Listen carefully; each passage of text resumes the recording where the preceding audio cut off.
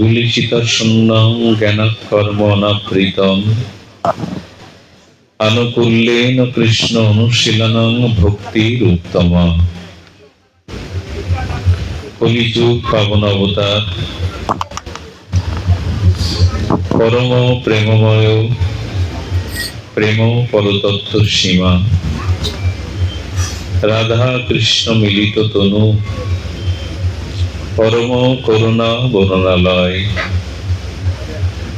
শচীনন্দন শ্রী শ্রী গৌর সুন্দর নিতাই সুন্দরে অপর অনুকম্পায় শ্রী শ্রী রাধা মাধবে অহেতুকী করুণায় ভক্ত গৃহ শ্রী অঙ্গনে সান্ধ্যকালীন যে ভাগবতীয় ভক্তি যজ্ঞে জ্ঞান যজ্ঞের পরম আয়োজন, সেই পরম আয়োজনে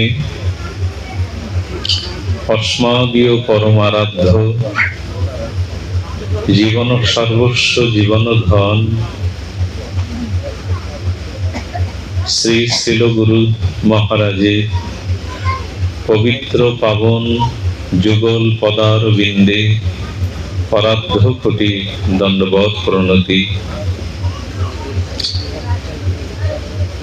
সংকীর্তন রসজ্ঞ আচার্যবৃন্দ, ভাগবত প্রেমিক কথা রসিক সাধু সন্ত মহন্তজন, অনুরাগী ভগবত প্রেমিক সত্রী মণ্ডলী, শ্রদ্ধাশীলা ধর্মশীলা কল্যাণীয় মাতৃমণ্ডলী, সকল ভক্ত চরণে সশ্রদ্ধ দণ্ডবৎ প্রণতি। মানুষের জীবনে যদি ব্যবহার বা আচরণ শুদ্ধ হয় তবে সে মানুষ আনন্দ লাভ করে। যার ব্যবহার সুন্দর, যার আচরণ শাস্ত্রীয় সুন্দর, তিনি আনন্দ লাভ করেন। শুধু আনন্দ লাভ না, ব্যবহার যদি তার শুদ্ধ, আচার যদি তার শুদ্ধ হয় তবে তিনি ভক্তিও লাভ করেন। আনন্দের পরকাষ্ঠা সর্বোত্তম আনন্দ হলো ভক্তি। তো আচরণ শুদ্ধ হলে, ব্যবহার শুদ্ধ হলে তিনি ভক্তি লাভ করেন।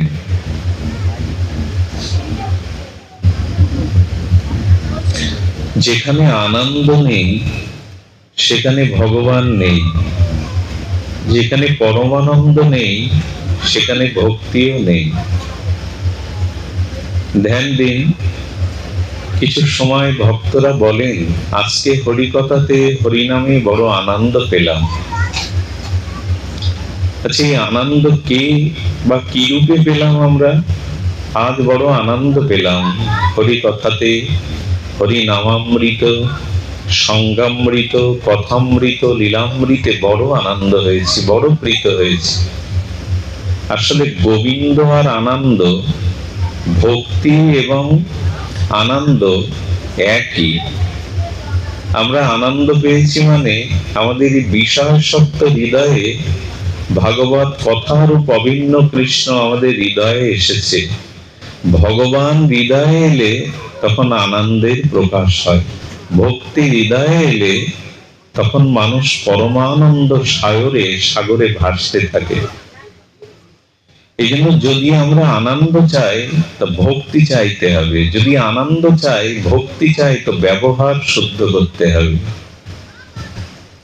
ব্যবহার শুদ্ধ না হলে আনন্দ, ভক্তি, এই শব্দগুলি, এই তত্ত্বগুলি, এই মহিমাগুলো আমার মধ্যে আসবে না।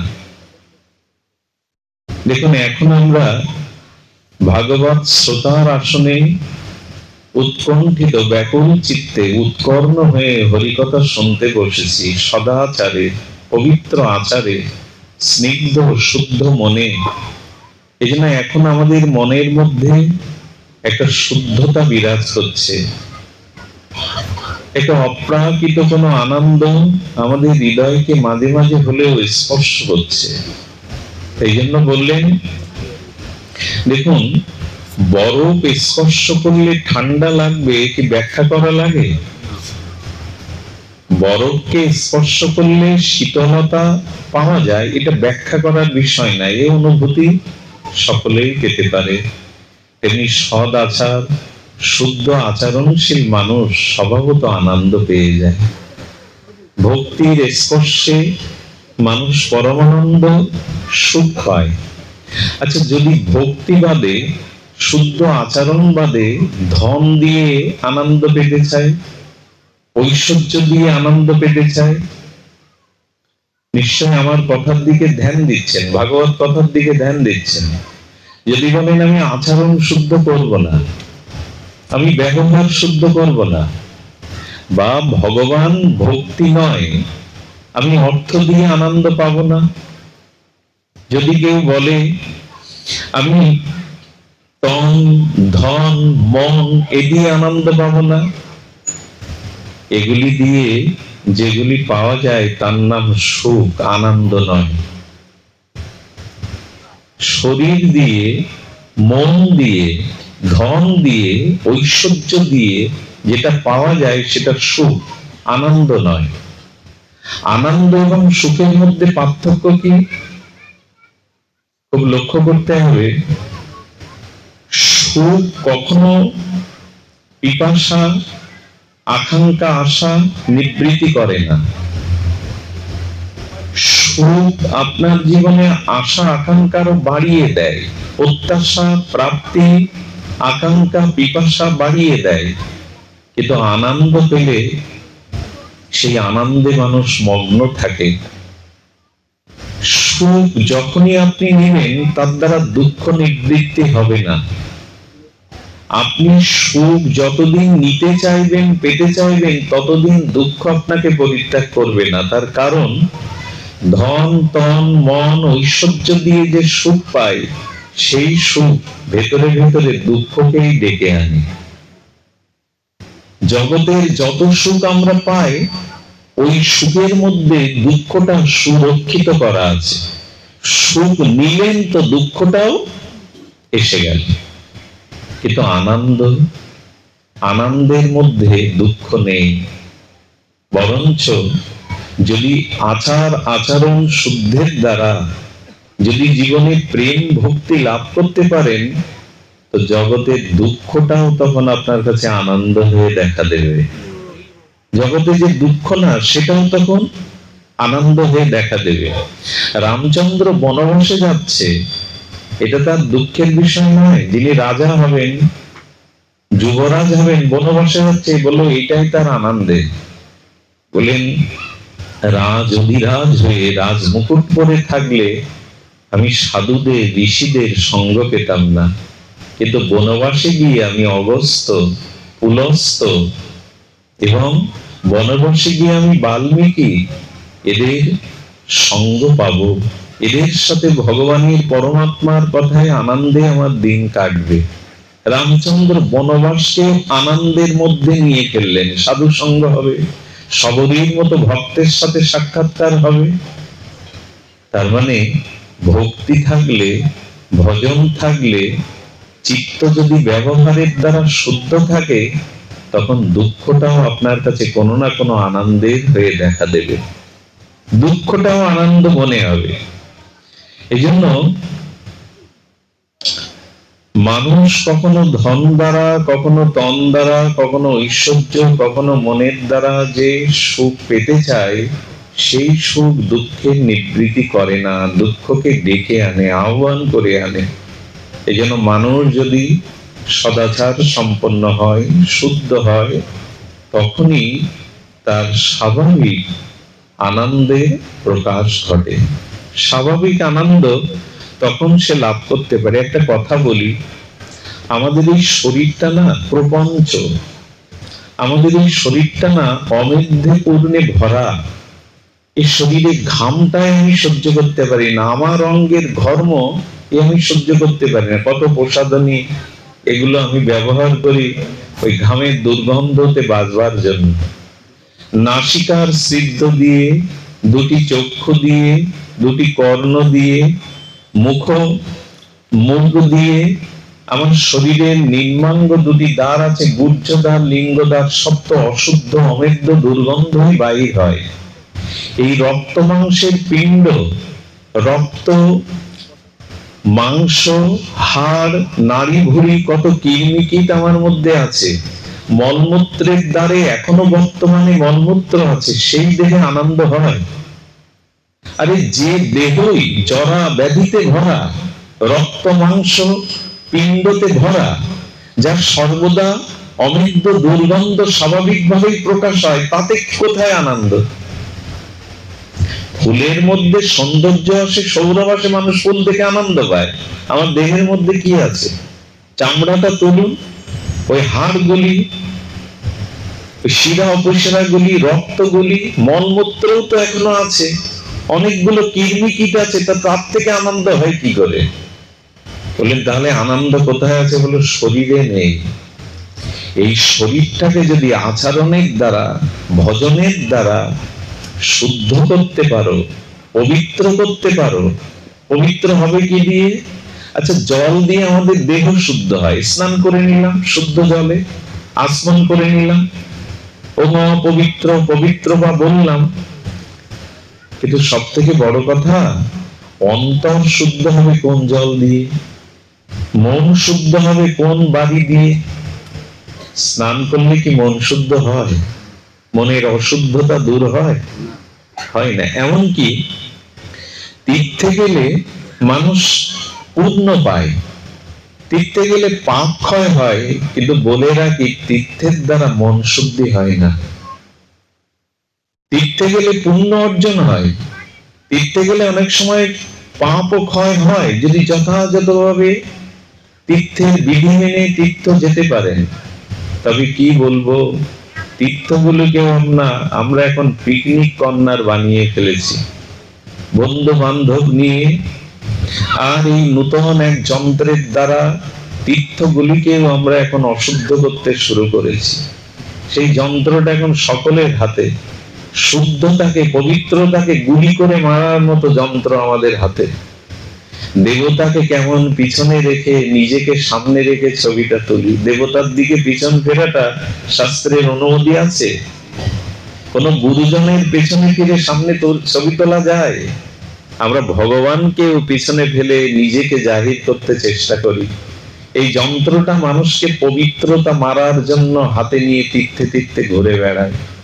আমি দুপুরে বলছিলাম, পরীক্ষিত মহারাজের ভাগবত মঙ্গলাচরণের পরে পরমহংস কুলতিলক সুখদেব গোস্বামী যখন ভাগবত অমৃত প্রবচন করতে যাবেন, তখন দেবরাজ ইন্দ্র বরুণ দেবতাগণ অমৃত কুম্ভ নিয়ে নেমে এসেছিলেন গঙ্গা তীরে পরীক্ষিত সভাতে। পরীক্ষিত মহারাজ, আপনি অমৃত পান করুন, আপনার তক্ষক দংশনে আর বিপ্রভিশাপে মৃত্যু হবে না। তখন বলছেন, আপনারা আমায় অমৃত দিচ্ছেন, বিনিময় কি চাইেন? বলেন, বিনিময় চাইছি আপনার সাথে সাথে আমরা সাথে বসে হরি কথা শুনতে চাই। পরীক্ষিত মহারাজ কিন্তু অমৃত নেননি, তিনি হরি কথামৃত নিয়েছিলেন। আমি বলছিলাম যে পরীক্ষিত মহারাজ যদি অমৃত ত্যাগ করে হরি কথামৃত নিতে পারেন, আমরা পাঠের সময় মোবাইলটাও ত্যাগ করতে পারি না, নানান কথা এখান থেকে উঠে যায় পাঠ শুনতে শুনতে।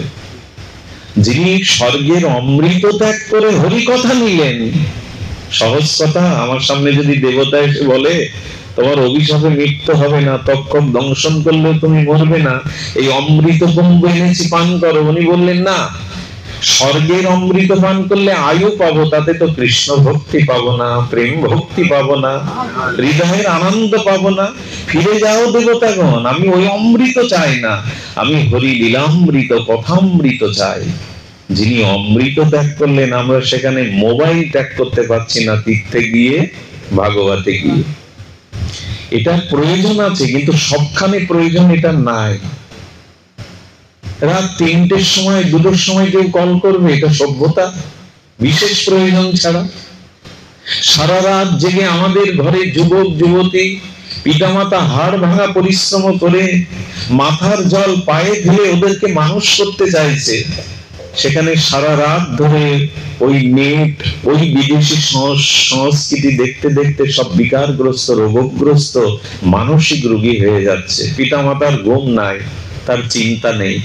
এই জন্য তীর্থগুলিকেও আমরা এখন সেলফি তোলার জন্য, ছবি তোলার জন্য দেবতাকে অপমান করছি, আচরণকে নষ্ট করছি।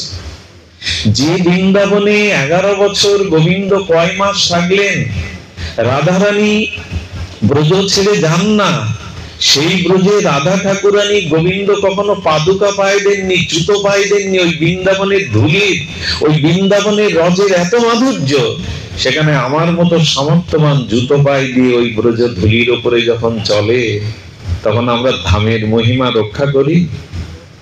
আমি খালি পায়ে হাঁটতে পারি না। আরে শ্রী গোবিন্দ স্বয়ং ভগবান, যার শ্রীচরণে রাধারানী লক্ষ্মী দেবী নারায়ণের চরণে হাত দিতে গিয়ে হাত কাঁপত, এত কোমল গোবিন্দের চরণ, লালিমা হয়ে যেত।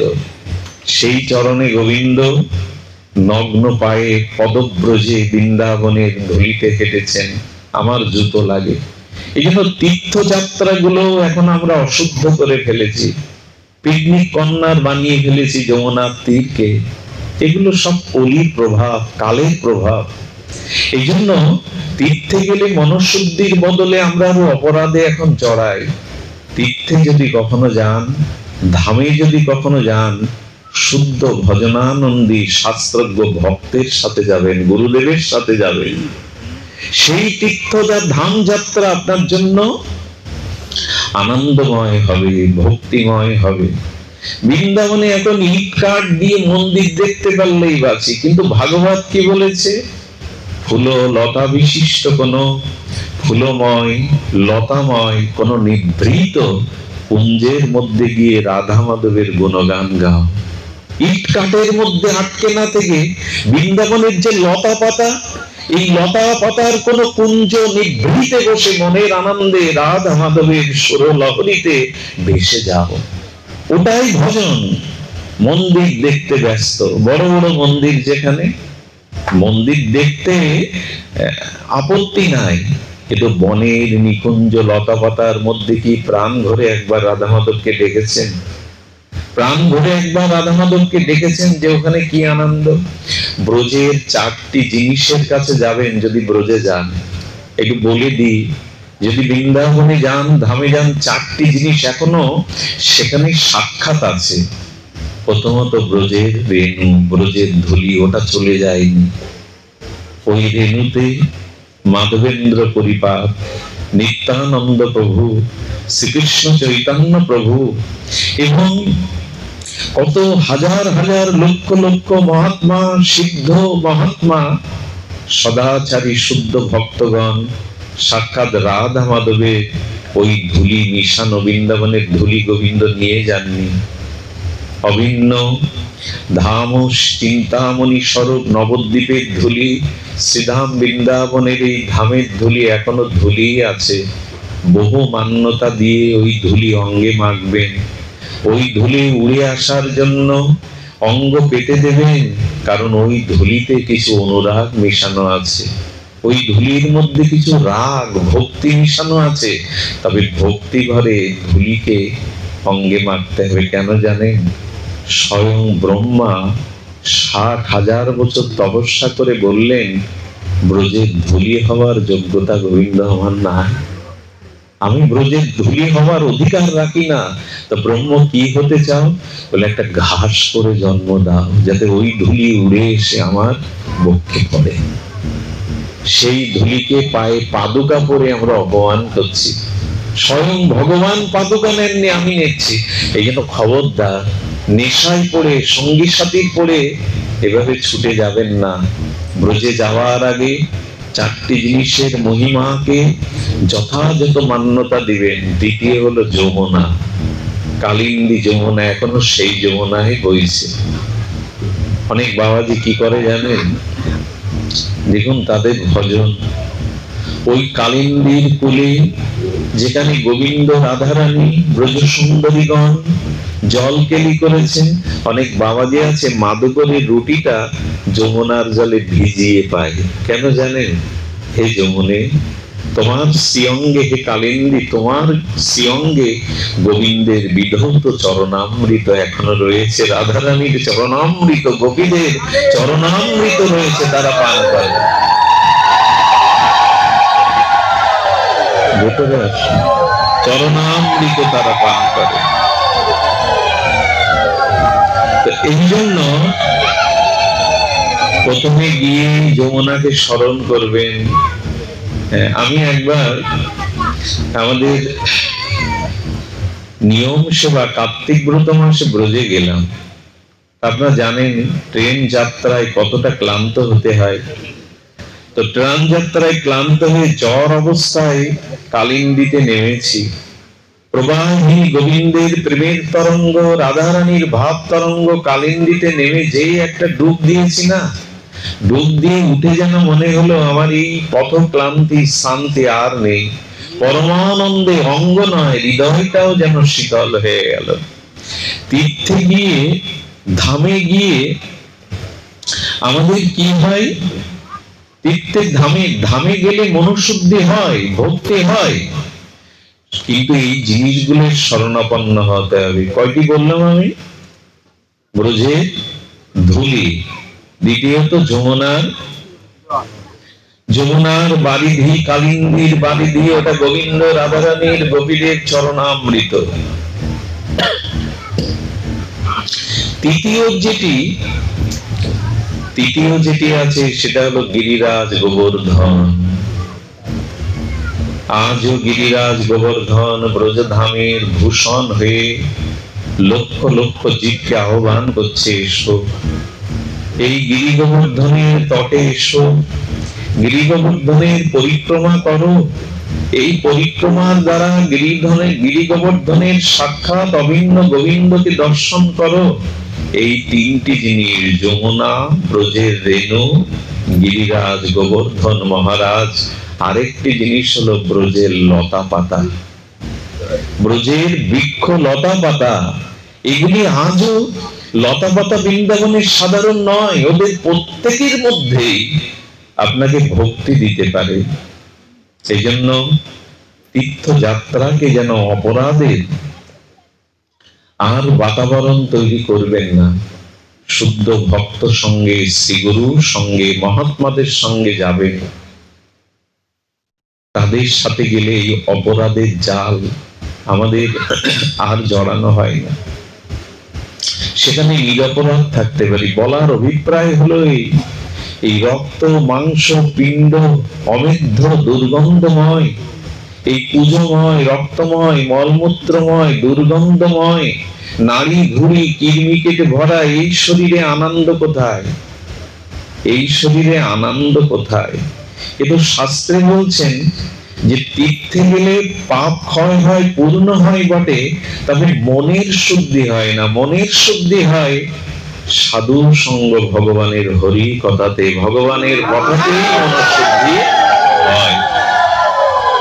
এই জন্য যারা সাধুরা ধামে যান, তারা যেখানে সাধুগণ, যেখানে মরমী রাধারানীর প্রিয় অনুরাগ হৃদয় চিত্তে রেখে ভজন করছেন, সেখানে হরি কথা শুনতে বসে যান।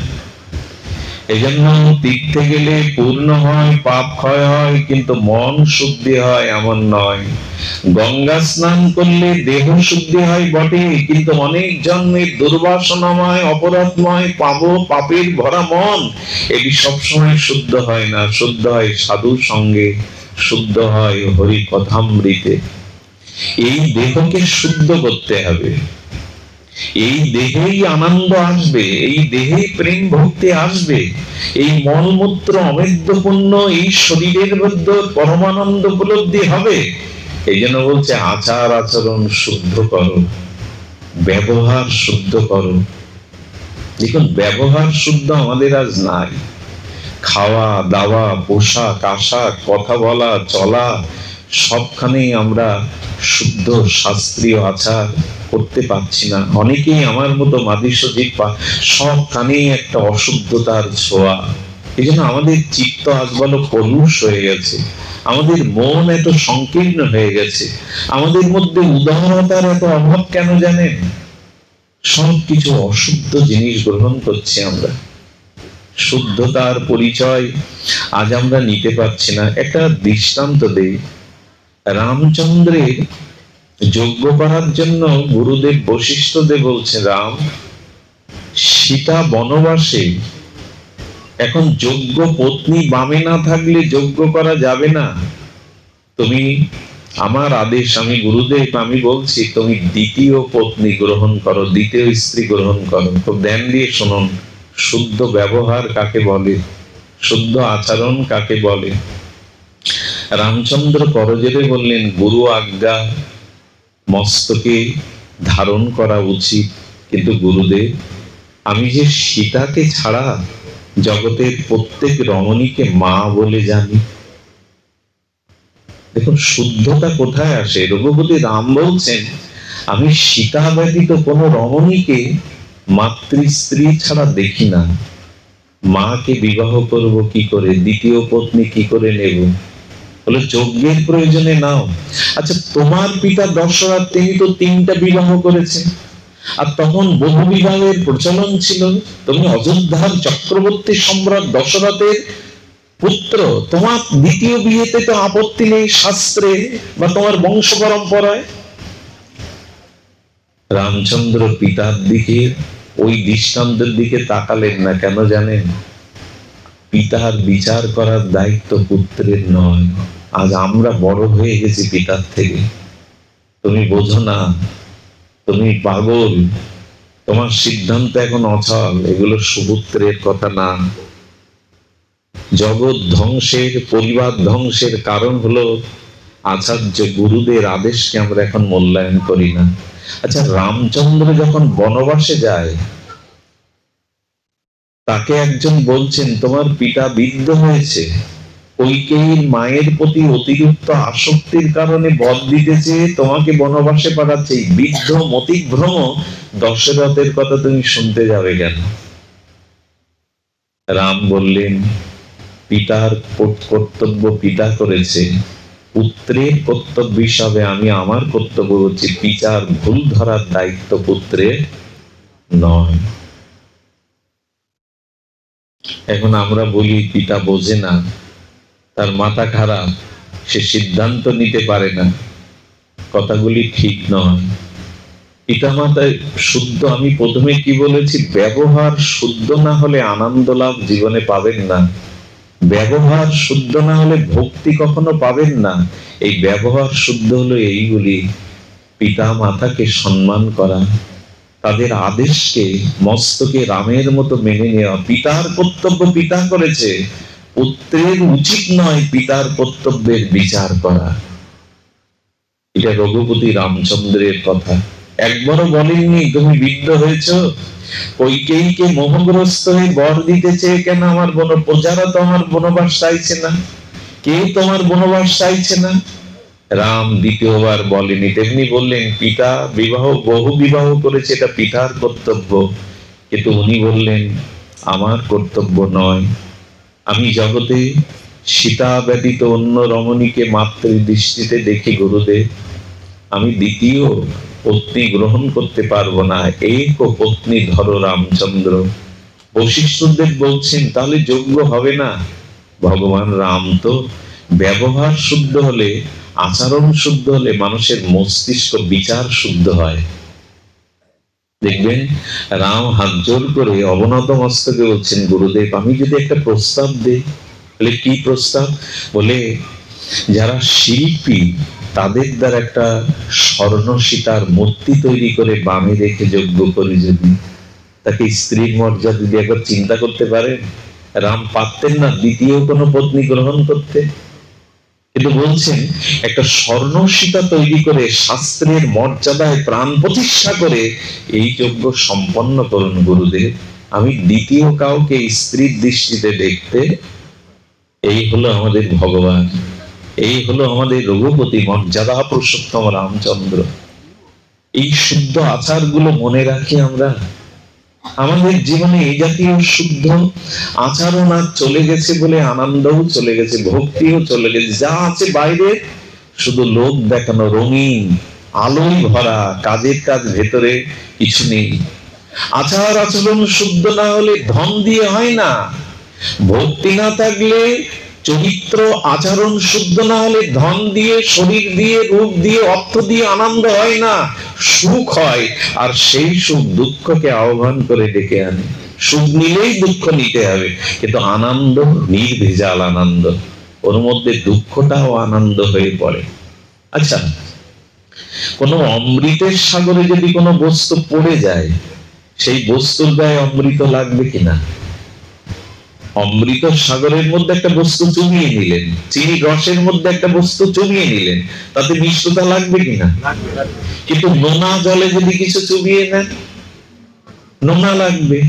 এবং আচার ব্যবহারের মধ্যে যদি মন চরিত্রকে ডুবাতে পারেন, আপনি শুদ্ধ হয়ে যাবেন, আনন্দ পাবেন, অমৃতময় হয়ে যাবেন।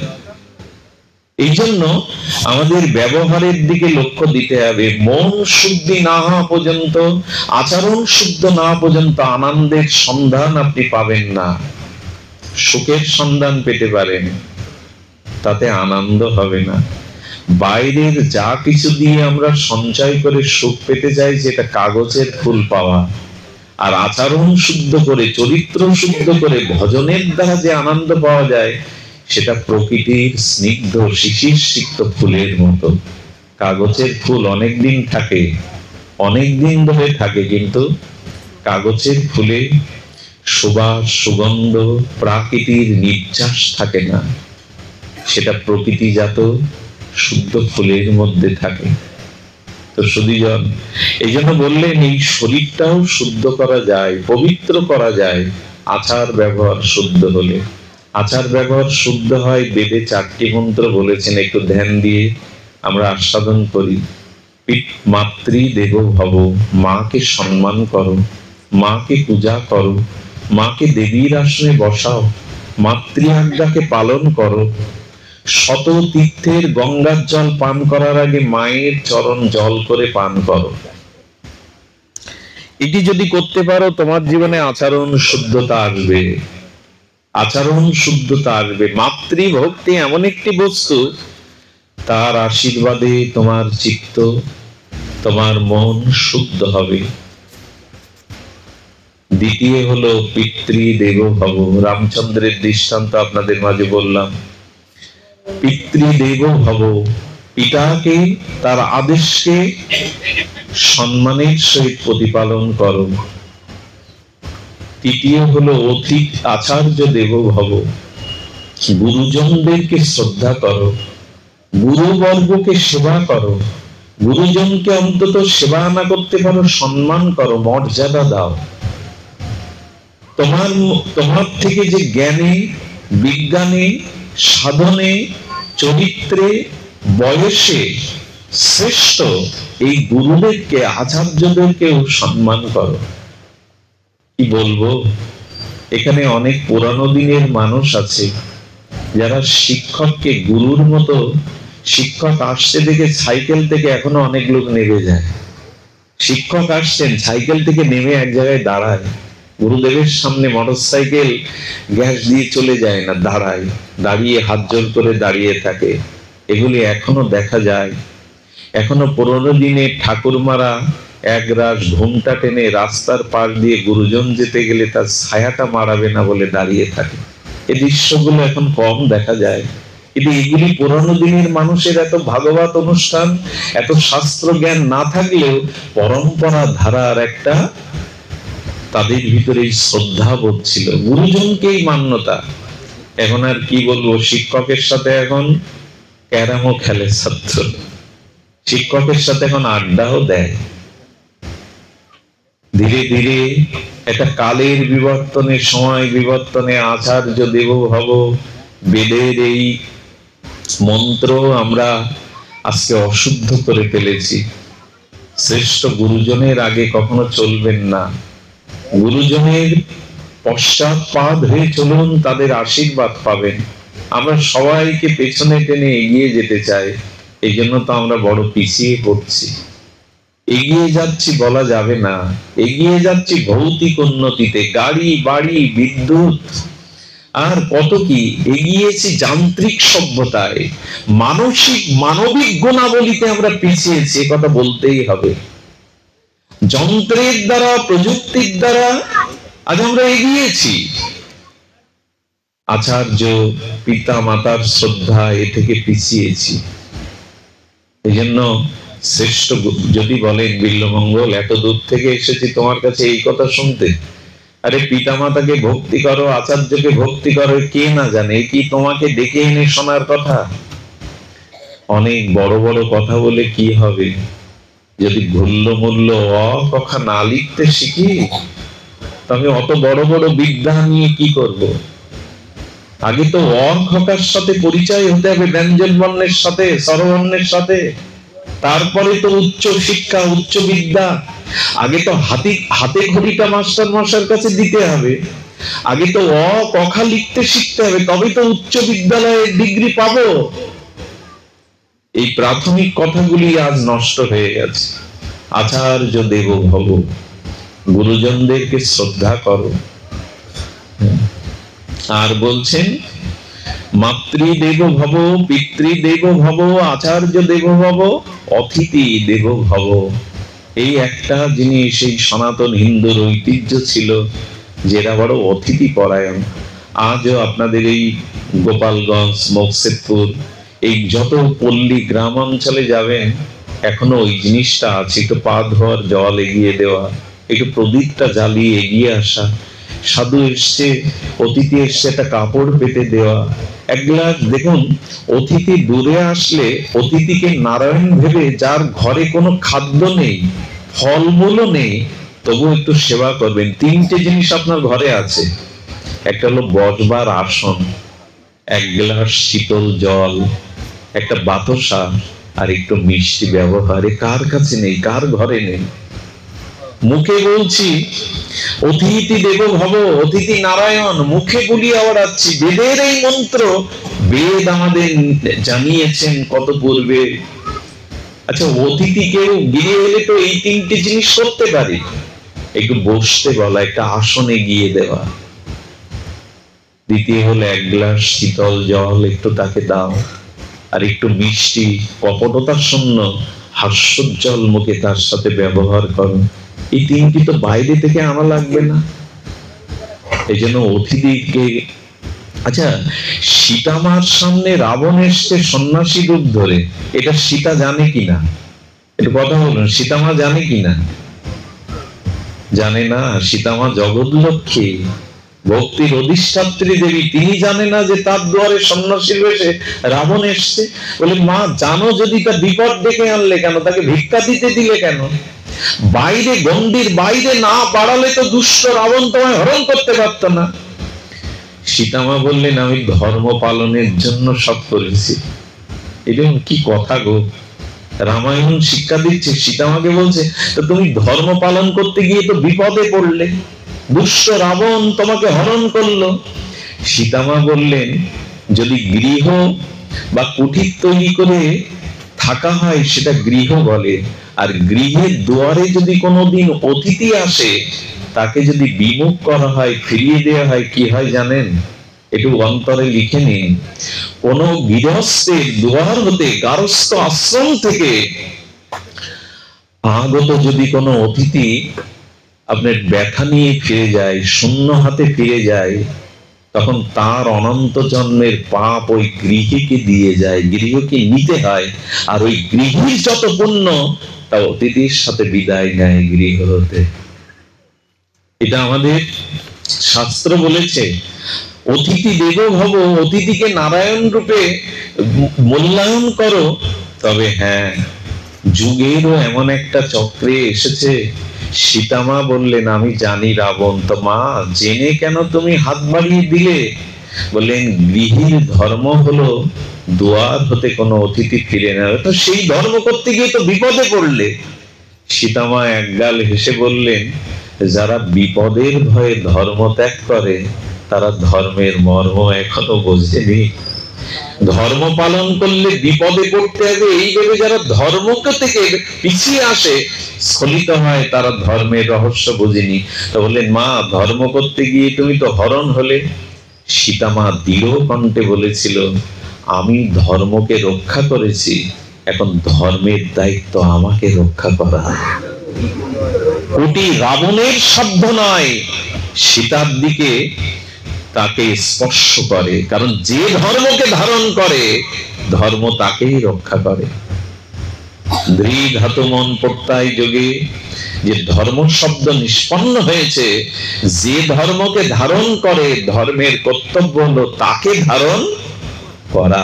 আজও এই নীতি পৃথিবী যতদিন থাকবে, এই আদর্শ, এই বৈদিক নীতি এটাই থাকবে। সীতামা বললেন, জানো রাবণ যে আমাকে ঠকালো, সন্ন্যাসী সাধুর বেশ ধরে যে এইভাবে সে একটা কুকর্ম করলো, রাবণ এই পাপের দ্বারাই, ছলনার দ্বারাই বধ হবে। রাবণকে রামচন্দ্র মারবেন কি গো? রাবণ তার পাপের দ্বারাই মরেছে। কেউ কাউকে মারে না, তার পাপই কারো হাতে মৃত্যুর কারণ হয়ে দাঁড়ায়। কংস তার পাপেই মরেছে, উপলক্ষ ভগবান। রুমাল আছে দেখো। রাবণ, আচ্ছা আছে এখানে, রাবণ মরেছে রামচন্দ্রের হাতে, এটা গৌণ কারণ। মুখ্য কারণ রাম পাপের দ্বারাই বিনাশ হয়েছে। ধর্মকে ধরে রাখেনি, রাবণকে ধর্ম ধরে রাখে। সহজ কথা, ধর্মকে যথাযথভাবে ধারণ করুন, ধর্ম আপনাকেই ধারণ করবে, এটা প্রসিদ্ধ কথা।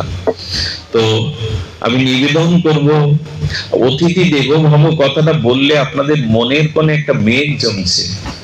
জানেন অনেক জায়গায় সাধুর বেশ ধরে ঘরে আসে, আর তখনই আসে যখন পুরুষ মানুষ বাড়ি থাকে না।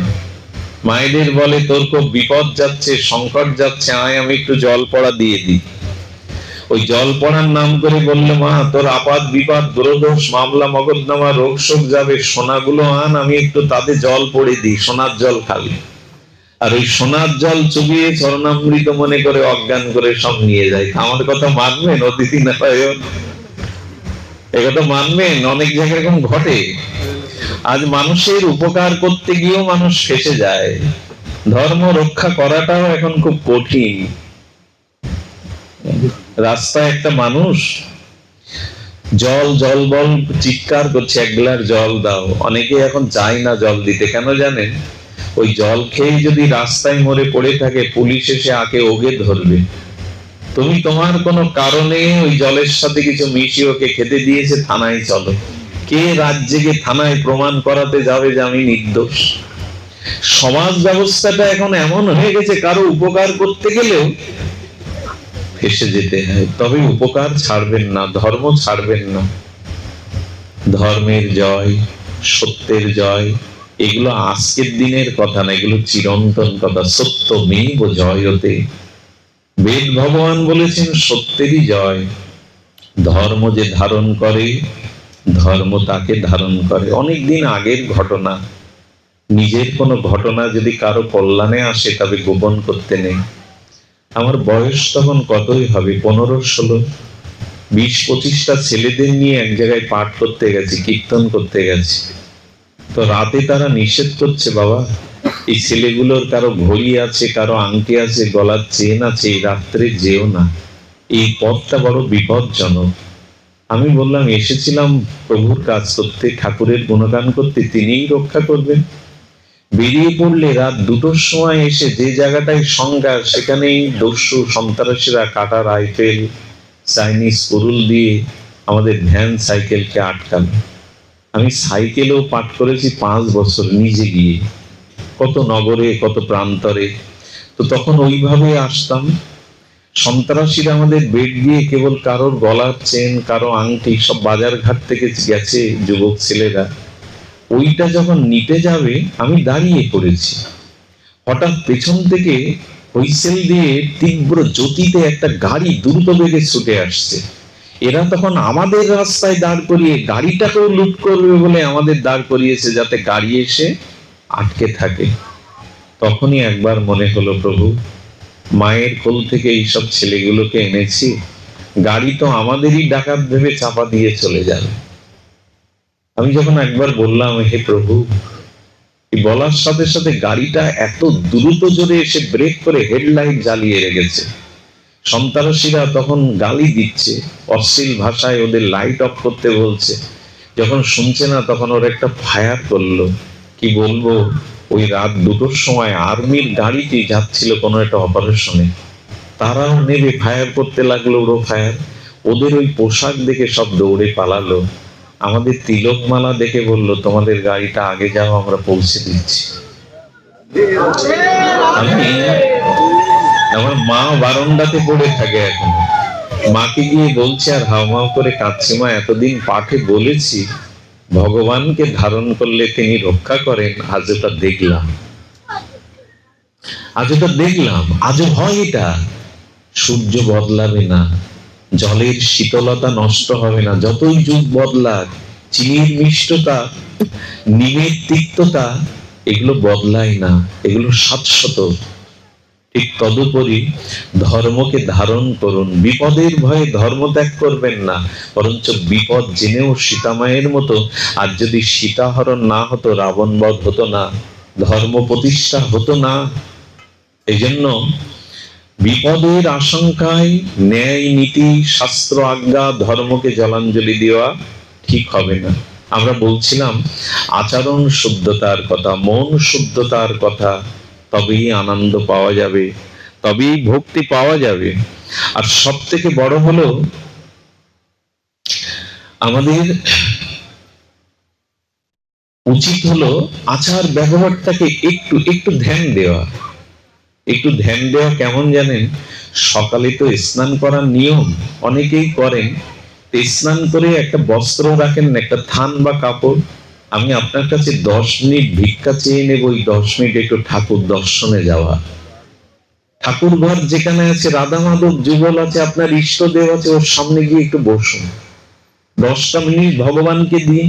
এই ব্যতিব্যস্ত যান্ত্রিক যুগে আমরা ঘরে ঠাকুর আছে, অথচ ঠাকুরের সামনে হয়তো মায়েরা ফুল জল দেওয়ার জন্য যায়, সবাই যায় না। ঠাকুরের সামনে গিয়ে দাঁড়ান। এই দাঁড়ালে কি হবে জানেন? তার কাছে গিয়ে একবার একটু তার সামনে গিয়ে দাঁড়ালে কি হবে জানেন? যেটা হবে, ভগবান আপনাকে দেখে প্রসন্ন হবেন।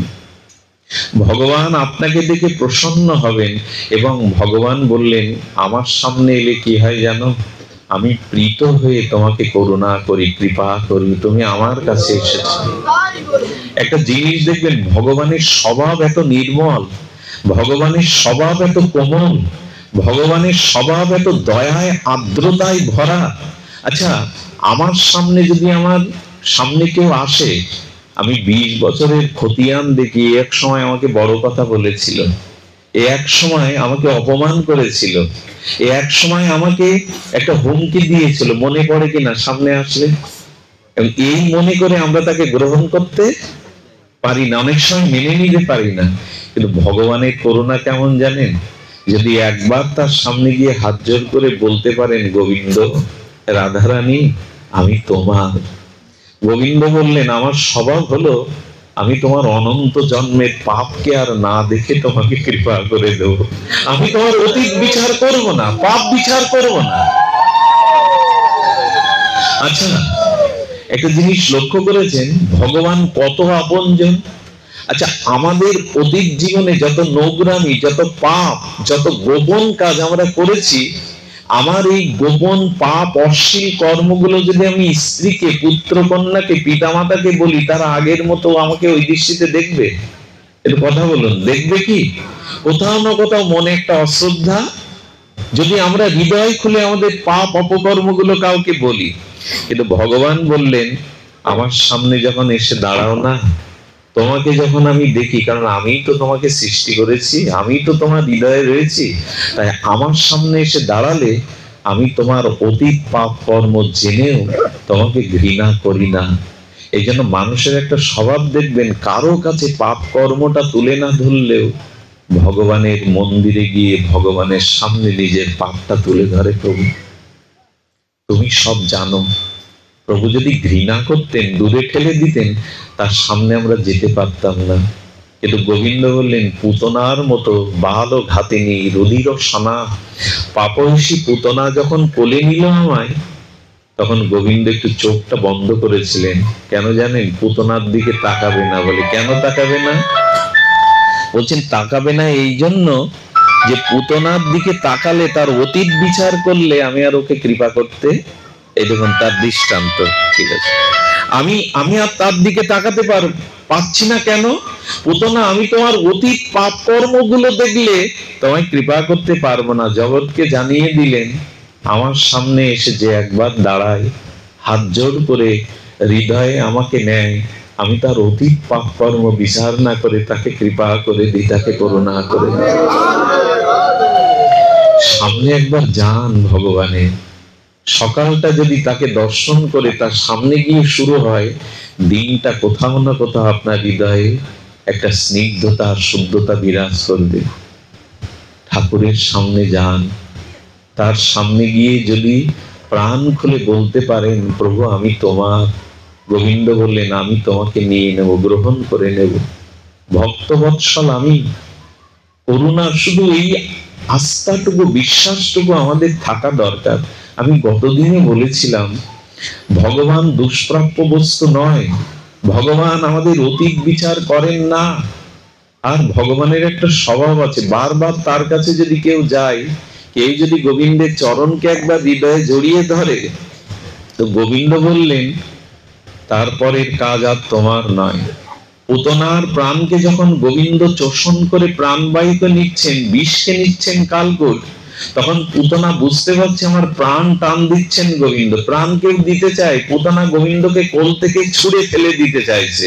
গোবিন্দ হাসছে আর বলছে, একবার যে আমাকে ধরে, সে ছাড়তে চাইলেও আমি আর তাকে ছাড়ি না, এটা আমার স্বভাব। একবার তার চরণটা বুকে নিন, আপনি ছাড়তে চাইলেও ও আপনাকে আর ছাড়বে না, ওর স্বভাব এটা। এজন্য সদাচার বা আমাদের জীবনে সৎ আচরণ ব্যবহার হলো সকালে উঠে একটু ভগবানের কাছে যাওয়া। আরেকটি জিনিস আমি আজকাল বারবার উচ্চারণ করছি, একটু মাঝে মাঝে ভগবানের চরণামৃত নিতে শিখুন। ওই যে তাম্বুল কুণ্ডে তুলসী পাতা দিয়ে যে আসমনের জল দেয়া হয় ভগবানকে, ওই তুলসী স্পর্শকৃত চরণামৃত না, অনেক ব্যাধির থেকে আপনি মুক্তি থাকবেন, অকাল মৃত্যুর থেকেও আপনি ত্রাণ পাবেন। কিন্তু কি দুঃখের বিষয়, সকালে উঠেই মানুষ চা করে, চরণামৃত করে না। কি করে চা খান? চা তো খেতেই হবে। কারো মাথা ঝিমঝিম করে, চার সময় আসলে সে সহ্য করতে পারে না। কবে চরণামৃতের প্রতি এই নেশা আসবে? সকালে একটু ভগবানের চরণামৃত চায়। চাতে কি উপকার হবে জানি না, তবে ভগবানের চরণামৃত শ্রদ্ধা ভরে নিলে অনেক কল্যাণ হবে।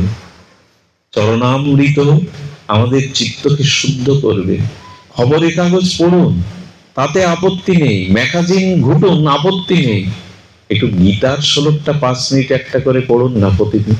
5 মিনিট মাত্র, একটা শ্লোক পড়তে 2 মিনিট লাগবে, ওইটা পড়ুন। পেপার পত্রিকা পড়ুন, সাথে সাথে আচার ব্যবহার এই করেই শুদ্ধ করুন।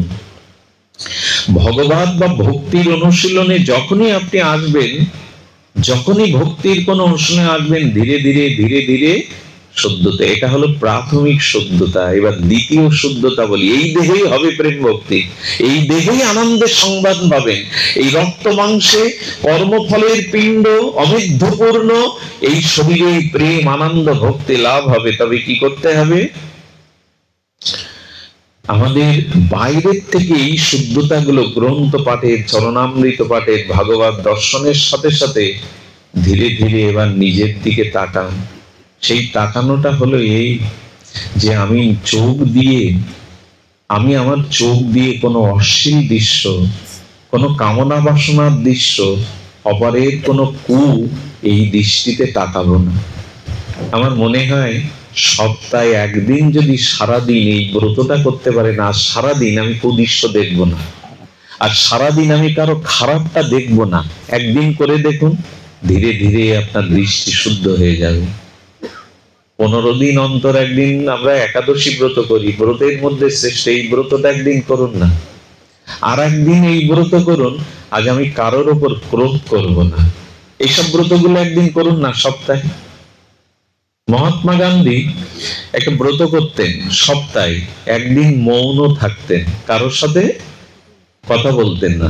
এগুলো থাকলে জীবনী শক্তিটা বাড়ে, নিজের ভিতরে চরিত্র শুদ্ধ হয়, যে আজ আমি কারোর প্রতি ক্রোধ করব না, আমি অশ্লীল বাক্য প্রয়োগ করব না, আর সারাদিন আমি কুদৃশ্যগুলো, আমাদের অপবিত্র দৃশ্যগুলো দেখব না। এইভাবে চোখের শুদ্ধি, আজ আমি কানে কোনো পরনিন্দা বিষয় কথা শুনবো না। ধীরে ধীরে এভাবে চক্ষু কর্ণ নাসিকা থেকে শুদ্ধ করুন। না, আজকের দিনে বাইরের খাবার আমি খাবো না। আজকাল প্রায় মানুষ ঘরে খাওয়া ছেড়ে দিয়েছে। আরে ভাজাভুজি খেতে হয়, বাড়ি খাও। মাকে মায়ের হাতে করা, স্ত্রীরা কন্যার হাতে করা বাড়িতে করে পাও। ওই যে বাজার ঘাটে যে জিনিসগুলো তৈরি হয়, কত ধুলা বালি, কত কুকুর ওই দিকে তাকিয়ে আছে তার লোভ দৃষ্টি দিয়ে, কত মানুষ ওই দৃষ্টি আছে। বাজারের খাদ্য খাওয়া যায় আমাদের। এদিকে মন্দিরে গিয়ে ভগবানকে, আমার এত ব্যাধি কেন, আমার এত রোগ কেন, আমার এত শোক কেন?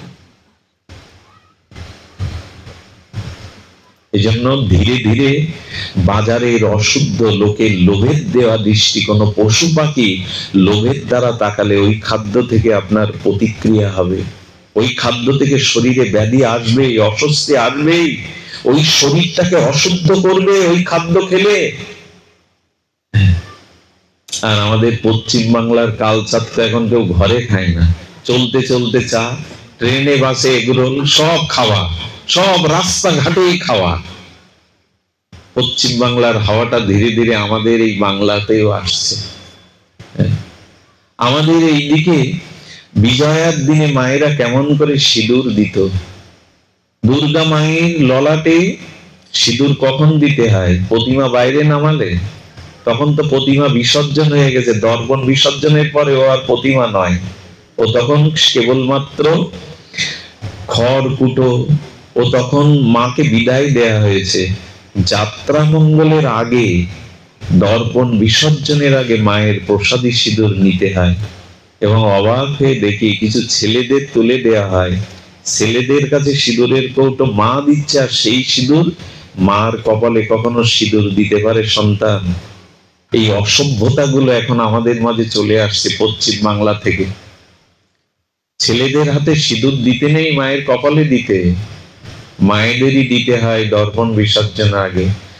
যে সিঁদুর একটি সতী নারীর রক্ষা কবচ, সেই সিঁদুর নিয়ে এখন খেলা শুরু হয়েছে। সিঁদুর খেলার জিনিস, আশ্চর্য দেখায়। এদিকে সরে দাঁড়ান, এদিকে সরে বসুন, পেছনে ভক্তরা। সিঁদুর খেলবেন না, সিঁদুর খেলার জিনিস না।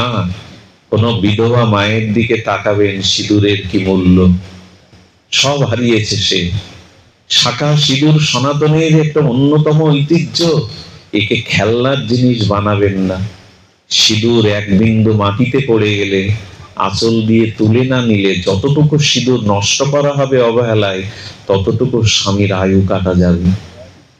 বিশেষ কটা দিন ছাড়া মায়েদের যদি শূন্য স্মৃতি রেখে দেয়া হয়, বিশেষ কটা দিন ছাড়া মায়েরা যদি শূন্য স্মৃতি রেখে দেয়, গরম পড়ছে, সিঁদুর রাঙা হয়ে যাবে। আর স্বামী যদি সেই শূন্য শীতের দিকে তাকায়, যতক্ষণ তাকাবে ততক্ষণ তার আয়ু কাটা যাবে। সিঁদুরের ঘটনা শুনুন। লক্ষণের স্ত্রী এসে দাঁড়িয়েছে, প্রভু আমিও বনবাসে যাব প্রভুর বা সীতামায়ের সেবার জন্য। উর্মিলা নাম না বাবা?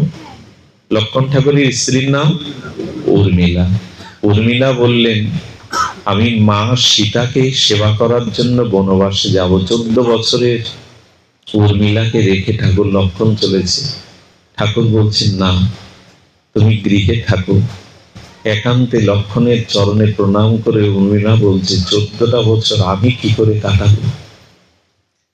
লক্ষণ বলছেন, তোমার সিঁদুরের কৌটাটা আনো।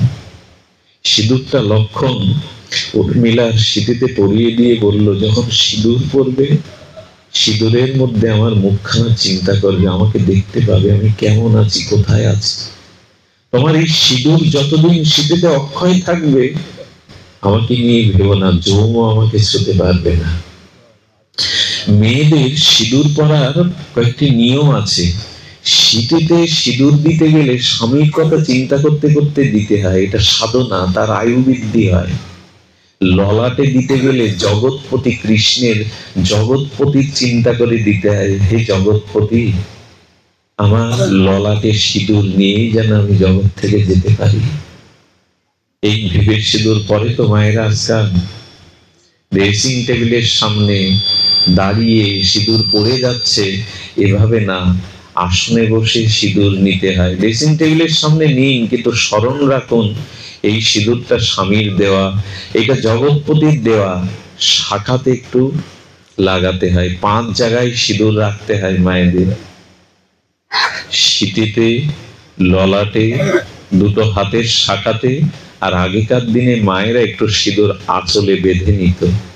স্বামী যখন বাইরে যায় না, আজও উত্তর ভারতের মায়েরা সিঁদুরের ছোট্ট একটা কৌটা আঁচলে বেঁধে রাখে, তার আয়ু মনে করে। বাইরে যাওয়ার সময় ওটা হৃদয়ে শুয়ে যায়, যাতে আয়ুটা আমার আঁচলে বাঁধা থাকে। যেদিন শক্তিশালী লক্ষণ ঠাকুর মূর্ছিত হয়ে যায়, হনুমান যেদিন গন্ধর্ব মাদন নিয়ে যায়, হনুমানকে বাণের দ্বারা ভরত নামিয়েছিল, সেদিন অযোধ্যায় হাহাকার পড়ে গেল। প্রথমে কৌশল্যার কাছে গিয়ে হনুমান বলছেন, মা, লক্ষণ ঠাকুর মূর্ছিত হয়ে পড়ে আছে, এই গন্ধর্ব মাদন নিয়ে গেলে প্রভুর ইচ্ছায় ঠাকুর লক্ষণ বাঁচবে। এই দেখুন আদর্শ চরিত্র কাকে বলে। কৌশল্যা বলল, শোন, রামকে গিয়ে বলিস রামের প্রতি আমার শ্রদ্ধা আজ থেকে কিছুটা কমে গেল। কেন মা, আমার প্রভুর প্রতি তোমার শ্রদ্ধা কমে গেল কেন? কৌশল্যা যে কথা বলেছিল সেটা বড় হৃদয় মর্মস্পর্শী কথা বলল। রামের মতো ভাই থাকতে, আস্তে ঘন্টাটা আস্তে নাড়ুন, ঘন্টাটা আস্তে নাড়ুন, ওটা মনে মনে স্মরণ করে করুন। জয় শ্রী রাধে। পাঠের সময় অন্য ধ্বনি না করাই উচিত। কি করেছে কৌশল্যা? বলছেন আমার রামের প্রতি শ্রদ্ধা কিছুটা কমে গেল। রামের মতো বড় ভাই থাকতে বুকে কেন রামের তীর বিধিনি, কেন লক্ষণের বুকে তীর পড়লো? রাম তার বুকে গিয়ে দিতে পারেনি। যে লক্ষণ তার ভাইকে ভগবান ভেবে চরণ সেবার জন্য রাজত্ব ত্যাগ করে চলে গেল, সেই বড় ভাইয়ের উচিত ছিল ওর বুকে তীর আসার আগে বুকটা পেতে দেওয়া। কৌশল্যা বলছে, আর শোনো হনুমান, এই দেখুন আদর্শ কাকে বলে। রাম তো কৌশল্যার গর্ভে এসছে, লক্ষণ তো কৌশল্যার ঘরে সুমিত্রার গর্ভে এসছে, কিন্তু বলছে কি শুনুন, হনুমান রামকে বলে দিও আমার লক্ষণ যদি অযোধ্যাতে ফিরে না আসে, রাম যেন অযোধ্যায় ফিরে না আসে। কৌশল্যার কথা, এই কথা সুমিত্রা মায়ের কানে গেল। সুমিত্রা নন্দন লক্ষণের এই দশা দেখে সুমিত্রা ডেকে হনুমানকে গিয়ে বলছেন, হনুমান, কৌশল্যা দিদি যা বলল হনুমানকে তা বলবে না, বরঞ্চ রামকে বলো। এগুলো কি কথা? রামকে বলো আমি সুমিত্রা বলেছি আমার লক্ষণ যদি মারাও যায় তার প্রভুর সেবার জন্য, রাম যেন ফিরে না আসে। আমার আর একটা পুত্র আছে শত্রুঘ্ন, আমি তাকে রামের সেবায় পাঠিয়ে দেব। এই ভালোবাসাতে যে সংসারে যায় যায়ের মধ্যে এই ভালোবাসা যেখানে, সেখানে স্বর্গ ছাড়া কি থাকবে, আনন্দ ছাড়া কি থাকবে? আজকে উঠোন ঝাড় দেওয়ার সময় দুই যা ঝাড় দেয়, এর অংশটা ওর অংশটা মাঝখানে ধুলা পড়ে থাকে। এই আদর্শ আমাদের। সম্পর্ক না থাকতে পারে, উঠোনটা তো সকলের, ওইটাও পরিষ্কার করতে গিয়ে আজ ভাগ হয়ে গেছে, আমার অংশটা আমি, তোমার অংশটা। এই হলো আমাদের সংকীর্ণতা। সবার চোখে জল। উর্মিলার কাছে গিয়ে উর্মিলার সখীগণ দাঁড়িয়ে কাঁদছে, অভাগিনী নূতন বিয়ে হলো, আর তোর প্রভু বনবাসে গেল প্রভুর সেবাতে, আর তোর বৈধব্য নেমে আসবে, লক্ষণ ঠাকুর মূর্ছিত মৃতপ্রায়। তখন সিঁদুর অঙ্কিত করছিলেন উর্মিলা।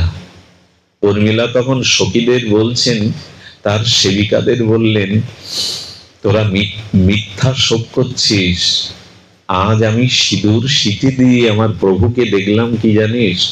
প্রভু তার প্রভুর কোলে, আমার প্রভু তার প্রভুর কোলে আনন্দে ঘুমিয়ে আছে। আমার শীতের সিঁদুর যতদিন আছে, আমার কাছ থেকে জমেরও সাধ্য নয় আমার প্রভুকে কেড়ে নেওয়া। আমি আজ দেখেছি প্রভুর কোলে করে পরমানন্দে ঘুমিয়ে আছে, বিশ্রাম নিচ্ছে। আমার এই প্রসাদী সিঁদুর যতদিন আছে, কেড়ে নেওয়ার ক্ষমতা নেই। সিঁদুর নিয়ে খেলো না মা। কি একটা উদ্ভট সংস্কৃতি পশ্চিম বাংলার চ্যানেলগুলো প্রচার করে, সিঁদুর খেলা। সিঁদুর খেলার জিনিস না। ওই এক চিমটি সিঁদুরের কি মূল্য তা ঘরের যে মা স্বামী হারা হয়েছে সে অনুভব করতে পারে। এগুলো খেলার জিনিস না। আমাদের কৃষ্টিটা নষ্ট হতে বসেছে। আমরা আমাদের আচরণের কথা বলছিলাম, বারবার কিন্তু একটা শব্দ প্রয়োগ করতে নাই, তবু করছি। যতদিন আচার ব্যবহার শুদ্ধ না হবে, ততদিন ভক্তি হবে না, ততদিন আনন্দ পাওয়া যাবে না, ততদিন আনন্দ পাওয়া যাবে না। এই জন্য আমাদের চক্ষুকে দিয়ে, কর্ণকে দিয়ে, আমাদের বদনকে দিয়ে, জিহ্বাকে দিয়ে দয়া করে একটু শুদ্ধতা নিতে চেষ্টা করুন। ইন্দ্রগুলি যদি শুদ্ধ কিছু নিতে থাকে, তখন ধীরে ধীরে আপনার এই রিপু সংযত হলে, রিপুগুলো শুদ্ধ হলে ধীরে ধীরে আপনাদের মধ্যে শুদ্ধতা আসবে। আরেকটি জিনিস হলো, আমরা ট্যাক্স দেই সরকারকে, নিজের অনেক কিছু অপকর্ম ঢাকতে গিয়ে প্রশাসন অনেক কিছুকে টাকা পয়সা দিয়ে দিই, কিন্তু সৎ কাজে টাকা আমরা কজন ব্যয় করি? ট্যাক্সে কত টাকা দিতে হয় ব্যবসায়ীদের, সরকারকে কত টাকা এমনি বা দিতে হয়, চাঁদা অমুক তমুক। ভগবানের জন্য বলুন তো, সারা বছরে ভক্ত ভগবানের জন্য, সৎ মহতের সেবার জন্য কত টাকা ব্যয় করে? টাকা কিন্তু শুদ্ধ করতে হয়। আয়ের একটা অংশ যদি সৎ কাজে, সমাজের মঙ্গলে ব্যয় না করেন, ওই অর্থ কিন্তু অভিশাপ হয়ে দেখা দেবে। অর্থের একটা সদুপযোগ করতে হয়। বিগ্রহ সেবায়, ভগবত সেবায়, বৈষ্ণব সেবায়, সমাজের কোন মঙ্গল কাজে এই অর্থ নিয়োগ করুন। অর্থ যদি সৎ কাজে উপযোগ না হয়, অর্থ অভিশাপ হয়ে দেখা দেবে। অর্থ তিন ভাবে চলে যাবে। হয়তো সরকার ক্রোধ করে নেবে, সন্ত্রাসীরা ছিনিয়ে নেবে, নাহলে মামলা মোকদ্দমায় ওই অর্থ চলে যেতে বাধ্য। অর্থ কিছুটা সৎ কাজে লাগান। অনেকেই দেখেন অনেক অর্থ ব্যয় করে হচ্ছে বাড়িতে বছরে দুজন বৈষ্ণব সেবা, তারও এটা মনে করে অনেক ভারী জিনিস। শাস্ত্রে আছে, গৃহে বচনান্তে অন্তত একটু সাধুগুরু বৈষ্ণবের পায়ের ধুলো নিতে হয়। গৃহে ভক্তদের দিয়ে একটু হরিনাম ভগবত এগুলি করাতে হয়। তারা আসলে অনেক আপদ চলে যায়, অনেক সংকট চলে যায়। দেখুন, যে গৃহে শোক আছে, রোগ আছে, মোহ আছে, সে গৃহে যদি ভগবানের প্রিয় ভক্ত যায়, আপাতত সাধু যতক্ষণ থাকে ততক্ষণ ওই বাড়িতে শোক মোহ কাজ করে না, শোক মোহ দূরে চলে যায়। সাধু সমাগমে শোক এটাও দূরে চলে যায়, ভয় ভীতি এগুলোও দূরে চলে যায় যদি শুদ্ধ ভক্তের আগমন ঘটে কারো গৃহে। আমরা এখন এগুলি বুঝি না। অনেক জায়গায় নামযজ্ঞ হয়, 50 কিলোমিটার দূরে 50 শুদ্ধ বয়স এক বাবা বসে বসে সারা রাত নাম শুনেছে। সকালবেলা মনে করে যদি একটু স্নানের জায়গা পেতাম, একটু আহ্নিক করার জায়গা পেতাম। পাড়ায় কেউ তাকে, এই বৃদ্ধটা কত দূর থেকে এসে সারা রাত জেগে নাম শুনেছে, আমাদেরই যোগ্য, যোগ্য মানে সেবা, তারা তাকে নিয়ে চিন্তা করে না। চিন্তা করে জামাই মেয়ে মেসোমাসি আসছে, তারা খাবে কি, তারা কি করে সুখ পাবে, এরই নাম যোগ্য। সারাটা রাত জেগে যে মানুষগুলো ঠাকুরের নাম শুনলো, তাদের ডেকে নিয়ে যান, স্নানের ব্যবস্থা করুন, তাদের মুখে কিছু জল খাওয়ার দিন। কিন্তু জামাই নিয়ে ব্যস্ত, মেসোমাসি নিয়ে ব্যস্ত, সাধুর দরদার এখন মানুষ বোঝে না। যতদিন ভগবান ভক্তকে সেবা না করবেন, ভক্ত প্রসন্ন না হবে, ততদিন ভগবানও প্রসন্ন হবে না। এইগুলোই হলো সুব্যবহার, এইগুলোই হলো সৎ আচার। এগুলি না হলে আনন্দের সন্ধান আপনি আমি কোনোদিন পাবো না। আমাদের চিত্ত শুদ্ধ হবেই না, কোনোদিনই হবে না। এই জন্য দয়া করে নিজে দীপেন্দ্রকে একটু কাজে লাগাতে হবে। দেখুন একটা জিনিস বলি, আপনি 1 মণ দুগ্ধ দিয়ে প্রদীপ জ্বালাতে পারবেন? দুধে প্রদীপ জ্বলে? কিন্তু 2 কেজি দুধ থেকে ঘি করে প্রদীপ জ্বালান। এই সংসারে থেকে সার বস্তুটা তুলে নিন। এই সার বস্তুই হলো নিজের ব্যবহারকে শুচি শুভ্র করা। দুধ থেকেই ঘি হয়। দুধ 1 মণ দিয়ে প্রদীপ জ্বালাতে পারবেন না, কিন্তু দুধ থেকে সার ঘৃত দিয়ে প্রদীপ জ্বালাতে পারবেন। দেখুন আরেকটি জিনিস হলো, এই দেহে আমি বলেছি রক্ত মাংস পিণ্ড দেহে অমেদ্যপূর্ণ ভরা, কিন্তু এই দেহ থেকে এই সদ আচরণ হলে, শুদ্ধ ব্যবহার হলে, মনশুদ্ধ হলে এর মধ্যে দিয়ে ভগবত প্রাপ্তি ঘটে। এই দেহকেই চিন্ময় শুদ্ধ করা যায়। কেমন করে জানেন? আচরণ শুদ্ধতার দ্বারা। কেমন?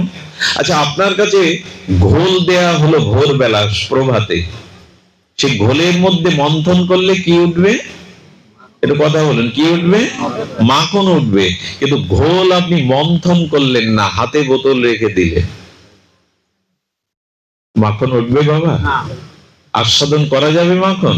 তেমনি এই দেহকে যদি সৎ ব্যবহার, সৎ আচার, শুদ্ধতাকে মন্থন আচরণ করতে পারেন, এই দেহ থেকে এই প্রেম ভক্তি লাভ হবে। এই দেহ দিয়ে ভগবান লাভ হবে।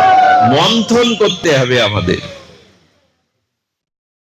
মন্থন করতে হবে। ভক্তিতে এমন হয়ে যায় যে ভক্তিতে বিপদটাকেও, আচ্ছা ভক্তিতে কি হয়? আচরণ শুদ্ধ হলে কি হয়? আমি গতকাল বলছিলাম, রানা বিষ পাঠিয়েছে মীরার কাছে যাতে বিষ এসে মরে, কিন্তু বিষ বললে তো কেউ খাবে না। তাই মীরা তার সেবকদের মীরার কাছে পাঠানোর আগে রানা বলেছে গিয়ে বলবে জগন্নাথের চরণামৃত। মীরা যখন জগন্নাথের চরণামৃত মনে করে বিষ খেতে যাবে, তার এক সেবিকা বলছেন, মীরা চরণামৃত এত কালো হয়? ওটা কালকুট বিষ। মীরা বোকা? বোকা না, মীরা বলছেন আমি জানি, দেখ ওটা যে কালকুট বিষ আমি জানি, তো জেনে শুনে বিষ পান করবি? মীরা তখন বললেন, 24 ঘন্টা যে আমাকে হত্যার চেষ্টা করে সে আমার কাছে চরণামৃত পাঠায়? যে ভগবানকেই মানে না সে চরণামৃত উচ্চারণ করে?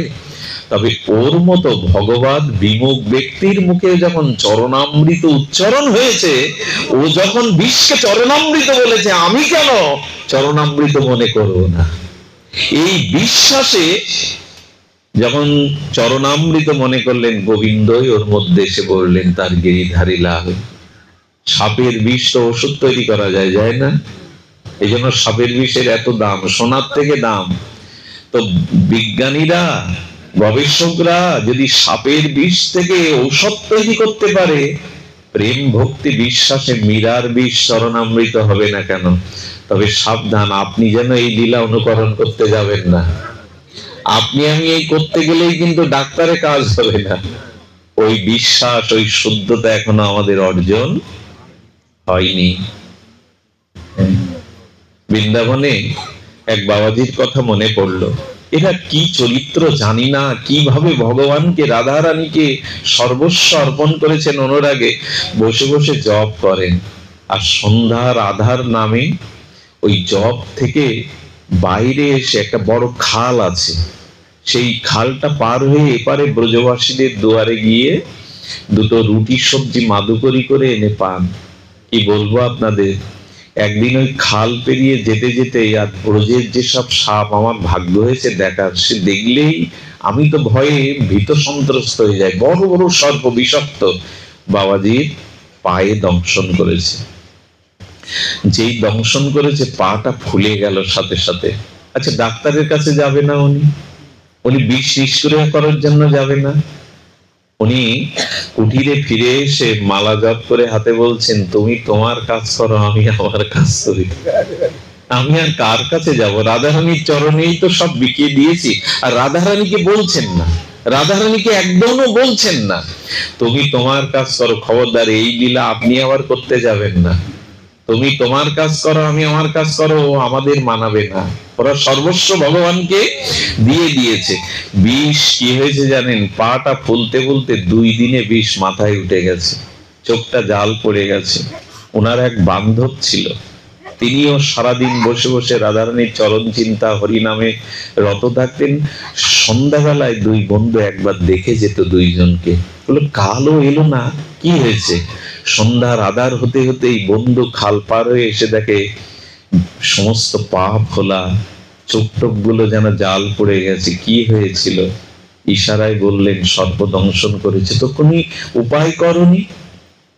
বললেন উপায় কি করব, যার চরণে সব সঁপে দিয়েছি, এটা যদি প্রারব্ধ থাকে তিনি চরণে নিয়ে নেন তো নেবেন, আমার কি করার আছে। যেই বলল বিষ আর থাকবে না।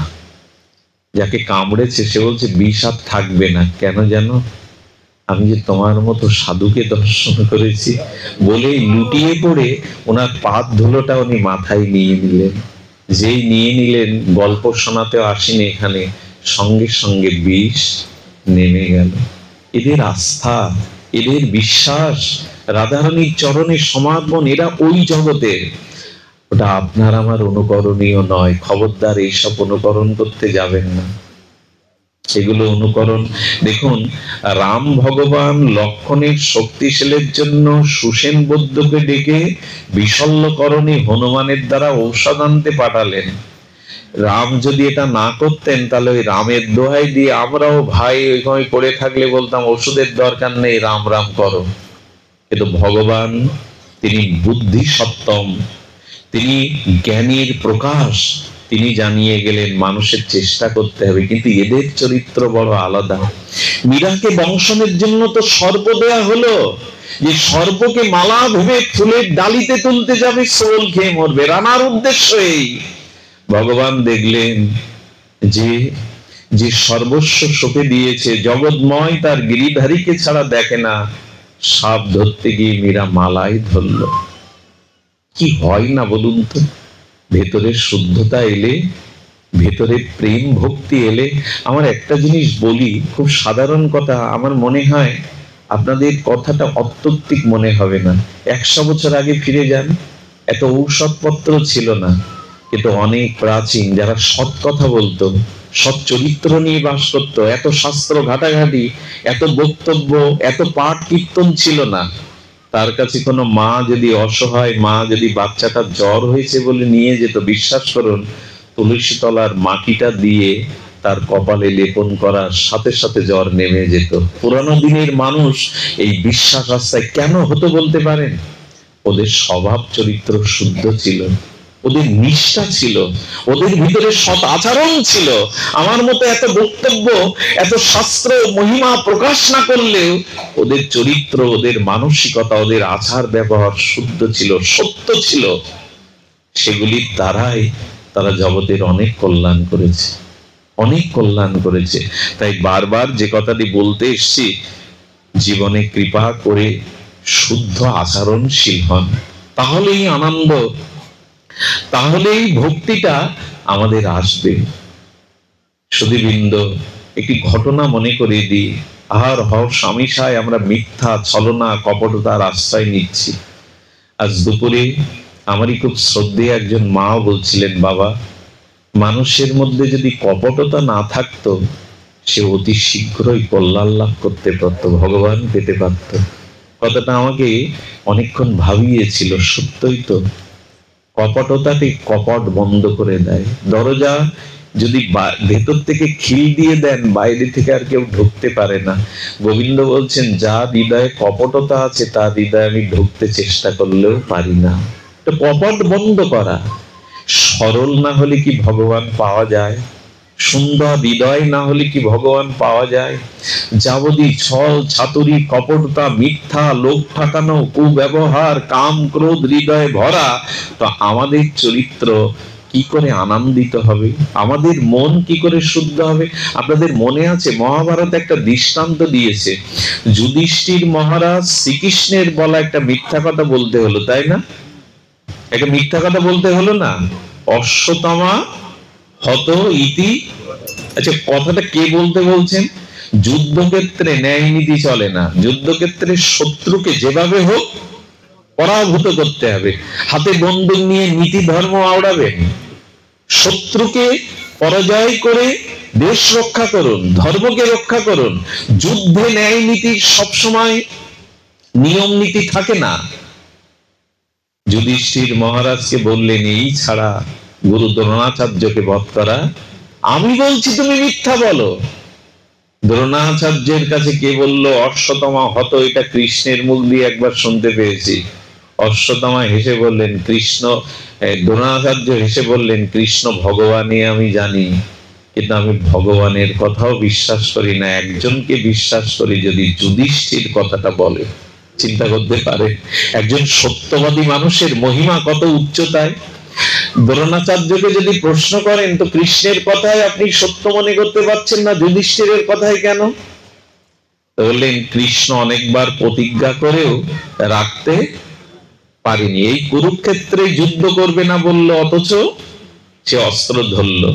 ভগবান ও ভক্তের জন্য তার সত্যতা মাঝে মাঝে রক্ষা করতে পারেন না, কিন্তু যুধিষ্ঠির জীবন গেলেও মিথ্যা বলবেন না, এই বিশ্বাস দ্রোণাচার্যের ছিল। কিন্তু যেদিন ভগবানের কৌশলে একটা মাত্র ভগবানের বলা মিথ্যা বলল, মহাভারতে ব্যাসদেব প্রমাণ দিয়ে গেলেন, সেই যুধিষ্ঠিরেরও সশরীরে মহাপ্রস্থানের পথে নরক দেখতে হয়েছিল।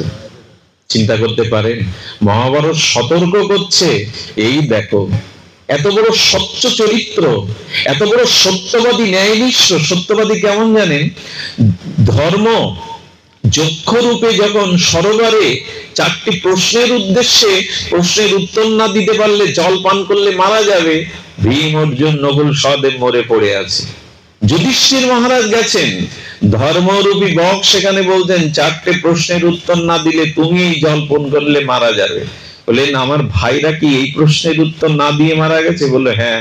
তুমি যদি প্রশ্নের যথাযথ উত্তর দিতে পারো, তোমার 4 ভাইয়ের মধ্যে 2 ভাই বেঁচে যাবে। আপনারা জানেন, সেখানে বলা হয়েছিল যে সুখীকে, তাই না, জগতে আশ্চর্য কি, ইত্যাদি ইত্যাদি প্রশ্ন বলার পরে যখন সদুত্তর দিলেন, তখন বললেন, 2 ভাইকে তুমি ফেরত পাবে, চেয়ে নাও।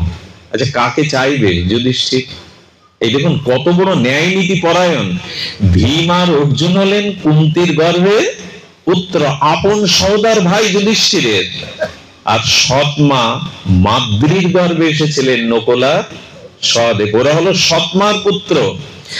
আর ধর্মরূপী বক বলছেন, তুমি একজনকে ফেরত পাবে, একজনকে ফেরত পাবে, চেয়ে নাও, কোন ভাইকে চাও? যুধিষ্ঠির এক বাক্যে বলল, আমার মাদ্রি মায়ের নকুলকেই ফিরিয়ে দিন। যক্ষ তখন বলছে, নিজের ভাই বিশ্ববিজয়ী অর্জুনকে, ভীমকে চাইলে না? বলে, আমার মায়ের তো আমি বেঁচে আছি, আমার মাদ্রি মায়ের যে কোনো সন্তান বেঁচে নেই। এই হলো চরিত্র শুদ্ধতা, এই হলো সদ আচরণ। কি বিচার দেখুন, আমার মায়ের তো আমি বেঁচে আছি, আমার মাদ্রি মায়ের 2টি সন্তানই তো শুয়ে আছে, একটাকে ফিরিয়ে দে। এই হলো চরিত্র। আজ সব নষ্ট হতে বসেছে, মিথ্যা ছল। তো আমি একবার খুলনায় 70-80 জন গাড়ির মধ্যে কোট টাই পান পরা এক বিশেষ ভদ্রলোক মোবাইলে চেঁচিয়ে চেঁচিয়ে বলছে, আমি এখন ঢাকাতে, ফিরলে তবে তোমার কথা শুনবো। খুলনায় দাঁড়িয়ে সভ্য মানুষ কত জলজান্ত মিথ্যা বলছে, আমি এখন ঢাকাতে। মিথ্যাকেও এখন আমরা খুচরা পয়সার মতো নাড়াচাড়া করতে শুরু করি। যে কোনো কথায় একটা মিথ্যার আশ্রয়। এগুলি চরিত্রকে নির্মল করে না, এগুলো চরিত্রকে শুদ্ধ করে না।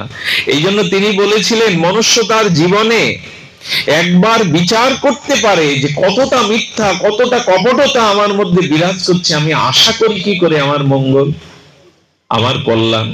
তাই আপনাদের কাছে নিবেদন করি, আজ মনে করেছিলাম বড় ক্লান্ত, হরিকথা অল্প বলে পাঠ বিশ্রাম দেব, তবু আপনাদের সামনে দেখলে, আপনাদের মতো ভক্তকে দেখলে মনটা হরিকথা থেকে নামতে চায় না, সব ক্লান্তি যেন কোথায় চলে যায়।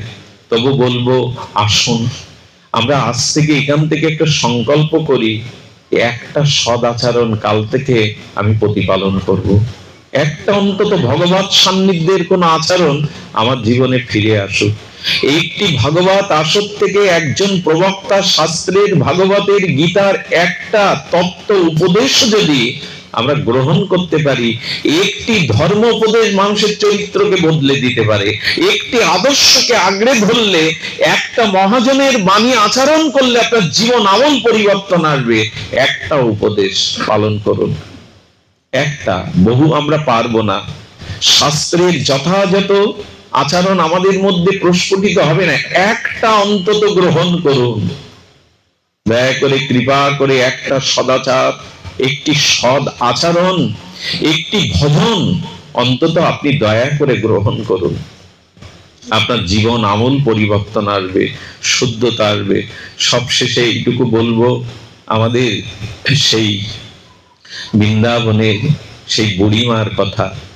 বুড়িমা আর কিছু নয়, তিনি সুকিয়া মালিনী দেবী। লীলাটি বড় আমাকে স্পর্শ করে, আপনাদের একটু জানানোর অভিপ্রায়, অভিলাষ, ইচ্ছা জাগছে, লোভও জাগছে। এই সুকিয়া মালিনী, তার স্বামী অথর্ব রোগগ্রস্ত। সংসারে আয়ের বলতে এই সুকিয়া মালিনী ছাড়া আর কেউ নেই। তিনি কি করেন জানেন? বৃন্দাবনের পথে পথে কিছু ফল বিক্রি করে অসুস্থ স্বামীর সংসার চালায়।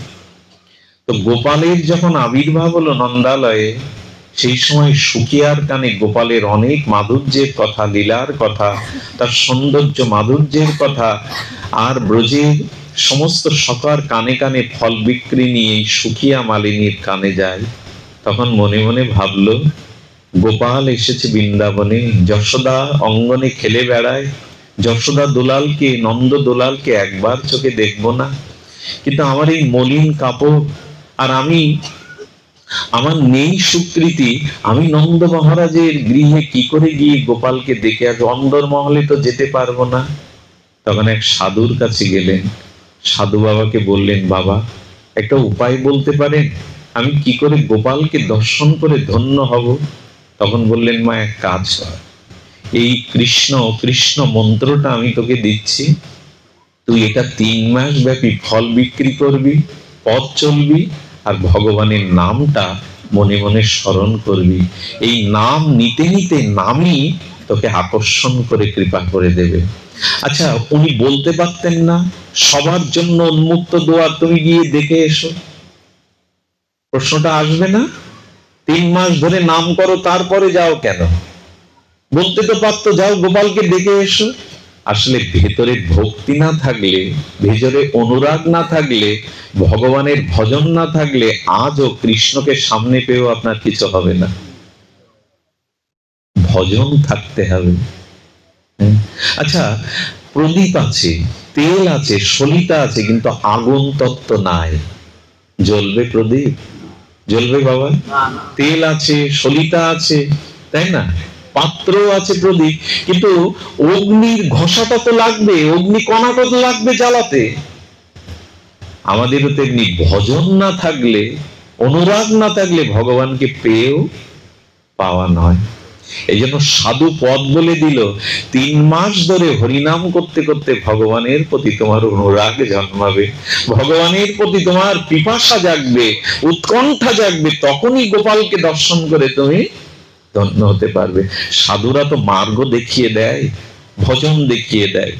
দেখুন, যাদের ভজনে রুচি এসেছে, আনন্দ এসেছে, ভগবানের থেকে ভজনে আরো বেশি আনন্দ পায় তারা।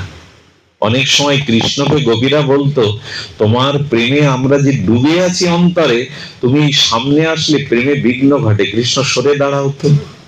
একথা কেউ বলে? গোপীরা বলতো, কৃষ্ণ আমি তোমার প্রেমে অনুরাগে যেটা হৃদয়ে মজে আছি, ধ্যানের নেত্রে তোমার লীলা, তোমার আনন্দ মাধুর্য আস্বাদন করছি, সামনে এসে দাঁড়ালে বিঘ্ন হয়, সরে দাঁড়াও। আরে বাবা, ভগবানকে পর্যন্ত সরে যেতে বলে হৃদয়ের ওই প্রেম আস্বাদনের জন্য। গোপী ধ্যান করছে বৃন্দাবনের যমুনা পুলিনে, নারদ গিয়ে বলছে, জয় রাধা মাধব, জয় রাধা মাধব। গোপী চোখ খোলার পরে বলছে, গোপী তোমরা তো ধ্যান, পূজা, পার্বণ এইসব জানো না, এখন ধ্যান করছো কেন? বলে, গোবিন্দকে হৃদয় থেকে তাড়াবো বলে। আরে এ কথা কোথাও লেখা আছে? কোন শাস্ত্রে এরকম বলেছে যে অনেক যুগ যুগান্তর ভগবানকে ধ্যানের দ্বারা পেতে চেষ্টা করছে সাধু মহাত্মা ঋষিগণ, আর গোপী বলছে গোবিন্দকে হৃদয়ে তাড়াবো এই জন্য ধ্যান করছি। বললেন তাড়াতে পেরেছো? বলে চোখ বন্ধ করে ধ্যান করতে গিয়ে আরো বেশি করে তার প্রতিচ্ছবিটা ফুটে উঠছে। চোখ বন্ধ করলেই হৃদয়েরও তারা ভেসে উঠছে। তবু চেষ্টা করছি, তাড়াবে কেন? নারদ তখন বলছেন, গোবিন্দকে কি হৃদয়কে তাড়ায়? তাড়াতে চাচ্ছ কেন? বলেন, ও যদি হৃদয়ে থাকে আমার সংসার করা হবে না, আমি সংসার করতেও পারবো না। বলে কিরকম? তাহলে জানো, সকালবেলা আমি গাভী দহন করতে পাঠিয়েছিল শাশুড়ি মা। আমি গাভীর বাট থেকে যখন দুগ্ধ দহন করছি, কৃষ্ণ পাশে, শুধু কৃষ্ণ চিন্তা সবসময়, তো কৃষ্ণের বাল গোপালের রূপ এসে বলছে, ও গোপী, আরে যশোদা কাল রাত্রে আমাকে খেতে দেয়নি, বড় ক্ষুধা, দাও না একটু দুধ খেতে দাও না। বলে দুধ কি করে যাব পাত্র? বলে পাত্র তো আমার গাল, তুমি ওই বাটটা বালতির দিকে না টেনে আমার গালের দিকে সোজা করে টানো, আমি হা করে দিচ্ছি। আচ্ছা, ওইভাবে যখন মা গোপীমা দুধ টানছে, ওখানে আসলেই তো ও দেখছে লীলাস্পতিদের ধ্যানে দেখছে গোপাল। শাশুড়ি এসে ধাক্কা দিয়ে বলছে, বাহ, হ্যাঁ, পাত্র থাকতে দুধ পাত্রে নয় কোথায় মাটিতে ফেলে ফেলে টেনে ফেলে দিচ্ছে, হ্যাঁ, ঘাড়ে ভূত লেগেছে, এই গালি দিল। জানো, কৃষ্ণ যদি এমন করে জ্বালাতন করে আমার সংসার হবে না, তাই তাড়াতে চাচ্ছি। এগুলো অদ্ভুত কথা। ভগবানকে হৃদয়ে ধারণের জন্য যুগ যুগান্তর তপ সাধনা কত কিছু করে, আর এরা তাড়াবে বলে। বলে আর কি করে? ঘরটা গুছালাম, ননি ভাণ্ড গুলো সাজিয়ে রাখলাম, ঘরে বাইরে যখন গোবর দিয়ে ঘুটে দিচ্ছি, তখন দেখছি কৃষ্ণ ঘর সব আলু থালু করে দিচ্ছে।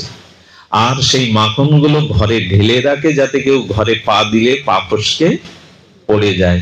এই যখন করছে, আমি রাগে সেই গোবর ছুঁড়ে মারতে গেলাম, বেরিয়ে যা ঘর থেকে, দুষ্ট, বেরিয়ে যা, ঘর নষ্ট করছিস, মাখন ঢেলে দিচ্ছিস। কোথায় কৃষ্ণ? ওদের লীলা স্ফুটিতে তো কৃষ্ণকে দেখছে। সেই গোবর গিয়ে পড়েছে শাশুড়ির মুখে। আমার সংসার হবে? আমাকে রাখবে সংসারে? কত গালি দিল। বেরিয়ে যাও উন্মাদিনী, পাগল কোথাকার। বলতো, কৃষ্ণ হৃদয়ে থাকলে সংসার হবে? কি গোপীদের ভাবনা গো। হ্যাঁ, সংসার করতে আমায় ও দেবে না। সংসার করতে জানো, বাড়িতে আত্মীয় স্বজন এসে শাশুড়ি বললে, ভুল তো তোমার সব কাজে, ঘাড়ে কোন ভুল লাগে আমি জানি না, রান্নাটা অন্তত ভালো করে করো। আমি রান্না করতে গিয়ে পরমান্নে লবণ দিয়ে বসি, আর আমি মালপোয়াতে চিনি না দিয়ে লবণ দেই। মাঝে মাঝে কড়াইতে জল ঢালতে গিয়ে আমি জ্বলন্ত কাঠে জল ঢেলে দিয়ে আমার রান্না করা হয় না। নারদ, ও হৃদয়ে থাকলে আমার সংসার করতে দেবে না। ধন্য গোপী তোমরা, ধন্য তোমাদের কৃষ্ণ প্রেম। ভগবান তোমাদের পেছনে লেগে রয়েছে।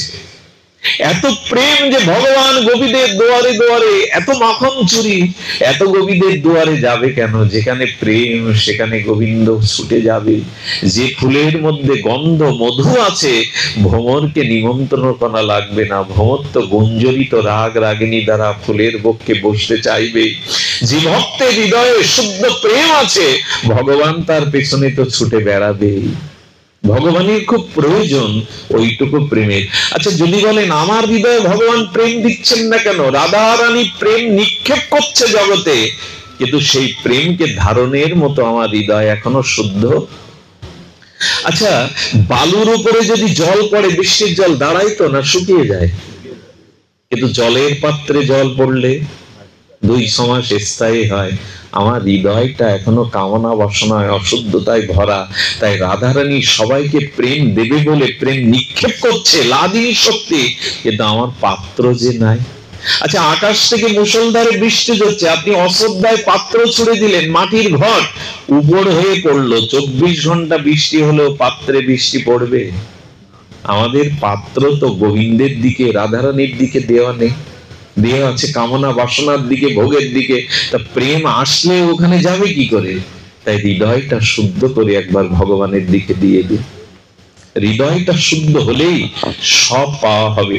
সুকিয়া 3 মাস নাম করছে, আর যত নাম নেয় তত গোপালের প্রতি অনুরাগ বৃদ্ধি হয়। তখন আর গোপালকে না দেখে থাকতে পারবে না। খেতে শুতে উঠতে বসতে ওই নাম তাকে পাগল করে দিয়েছে। সাধু বাবাকে বললেন, আর যে তাকে না দেখে থাকতে পারি না। সাধু বাবা ওর ব্যাকুলতা উৎকণ্ঠা প্রেম দেখে বললে, এবার যাও বুড়িমা, কিছু দেবফল মাথায় নিয়ে ব্রজের পথে যেতে যেতে আজ নন্দ ভবনের দুয়ারের পথ ধরে চলেছে, আর বলছে, ফল নেবে গো, ফল নেবে গো।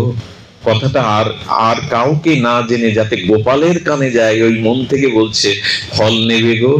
গোপালও সেদিন মাকে সরিয়ে দিয়ে, যোগমায়ার দ্বারা খেলার সাথীদের সরিয়ে দিয়ে, ছোট ছোট পায়ে ছোট্ট বাল গোপাল, এক দিব্য জ্যোতিপুঞ্জ চিন্ময় গোপাল এসে বুড়িমার সামনে এসে আঁচল ধরে টানছেন, ও বুড়িমা।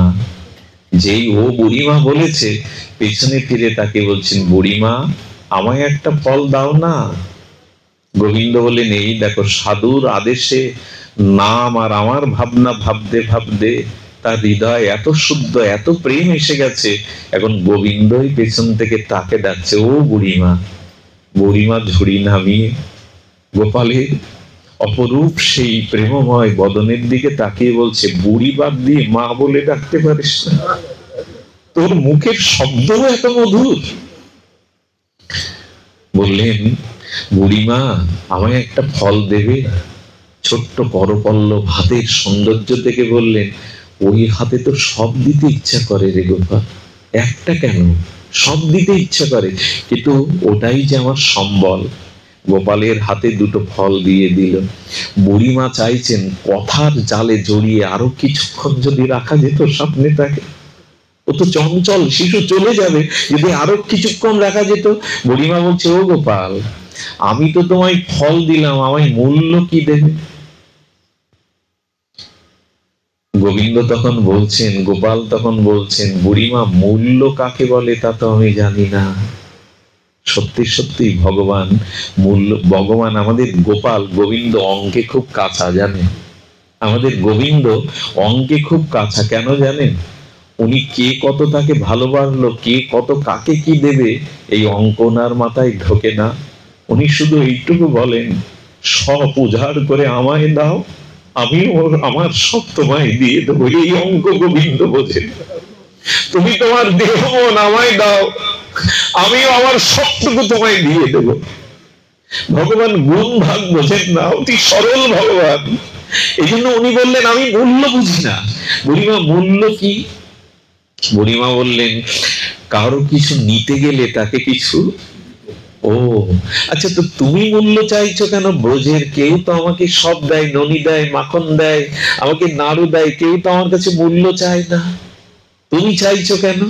বুড়িমা তখন ঢোকে গিয়ে বললেন, সত্যি সত্যি তোকে কিছু দিয়ে তো মূল্য চেতে নেই, ভগবানকে ভালোবাসাটা দিন, বিনিময় আমার টাকা চাই, ছেলের চাকরি চাই, এসব জানাবেন না। উনি আপনার ভালোটা বোঝেন, ভালো বোঝেন বলে মার গর্ভে আমি আগে থেকে মায়ের স্তনে দুধ দিয়ে দিয়েছি। উনি কম বোঝেন আমার কি দরকার?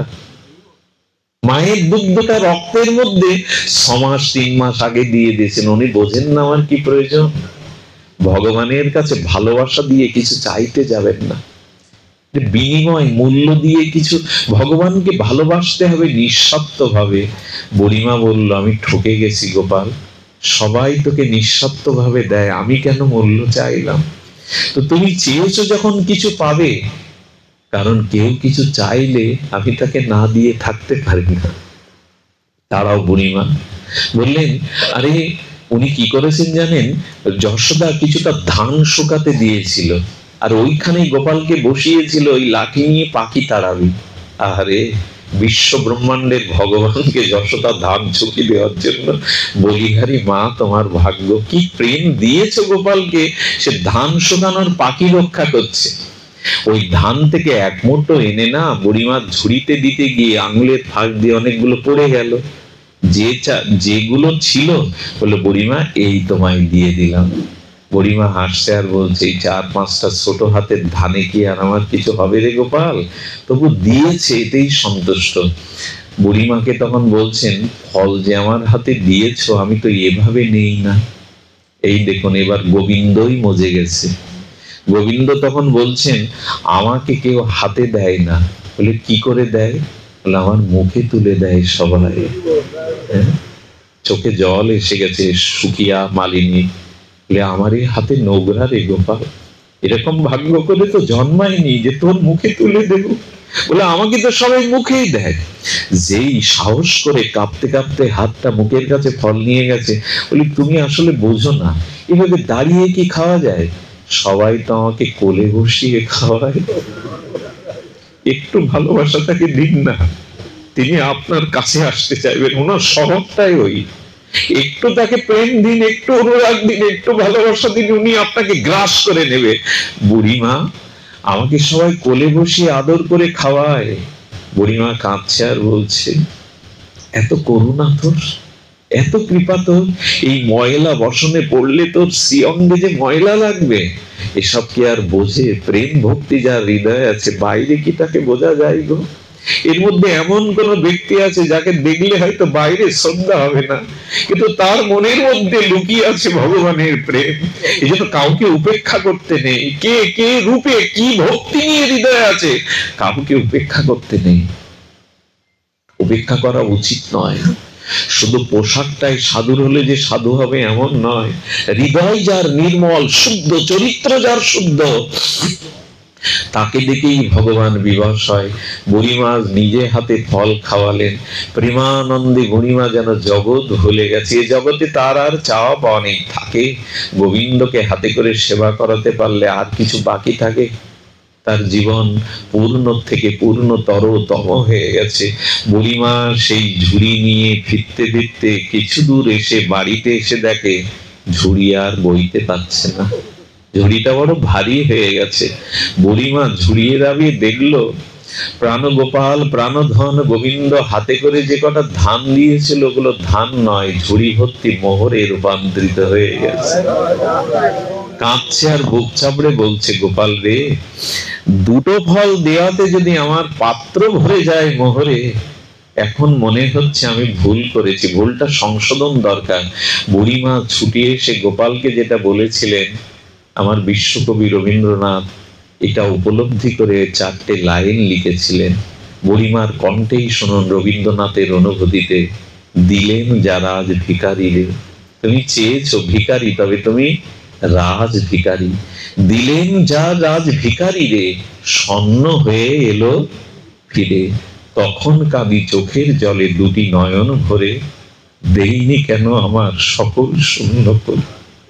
গোপাল, দুটো ফল তোকে দিলে যদি মোহর হয়ে ফিরে আসে, এই জীবনের মন প্রাণ সর্বস্ব কেন তোকে দেইনি গোপাল?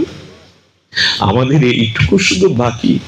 ভালোবাসাটা স্ত্রীকে দিয়েছি, পুত্রকে দিয়েছি, আত্মীয় স্বজনকে দিয়েছি, অর্থবিত্ত দেহকে দিয়েছি, ওর একটা অংশ একটু ভগবানকে দিই। এই জীবন পূর্ণতা পাবে, এই জীবন ধন্যাতি ধন্য হবে, এই জীবন স্বর্ণ হয়ে ফিরে আসবে। এই জন্য আজকে দেওয়ার জন্ম পেয়েছি। এই মন বুদ্ধি চরিত্র বাক্য চোখ কর্ণ নাসিকা জিহ্বা যা কিছু তুমি দিয়েছো, যেন তোমার প্রসন্নতার জন্য সব সুন্দর করে তোমায় নিবেদন করতে পারি। বিশ্বকবির সেই চরণকে স্মরণ করে আজকের পাঠ বিশ্রাম। আমার বলে যা পেয়েছি শুভক্ষণে যাবে, আমার বলে যা পেয়েছি শুভক্ষণে যাবে। তোমার করে দিলেন যখন সবই আমার হবে। সব যদি তোমাকে নিবেদন করতে পারি তখনই প্রকৃত সব আমার হবে। আসুন এই দেহটাই নেই, আমরা চাল দেই, ফল দেই, ধূপকাঠি দেই, ভগবানের কাছে বাতাসা দেই, মিষ্টি দেই, নিজেকে দিয়েছি তো, নিজেকে দিয়েছি তো তাকে। আজ দেওয়ার পালা, আমার দেহ মন তোমাকে সমর্পণ করলাম। এই মন্ত্রই বুকে নিয়ে আজ অনুষ্ঠান বিশ্রাম করি। বড় ভালো লাগলো আজকের এই পরিবেশটা, এত সুন্দর শ্রী বিগ্রহের মন্দির যার গৃহে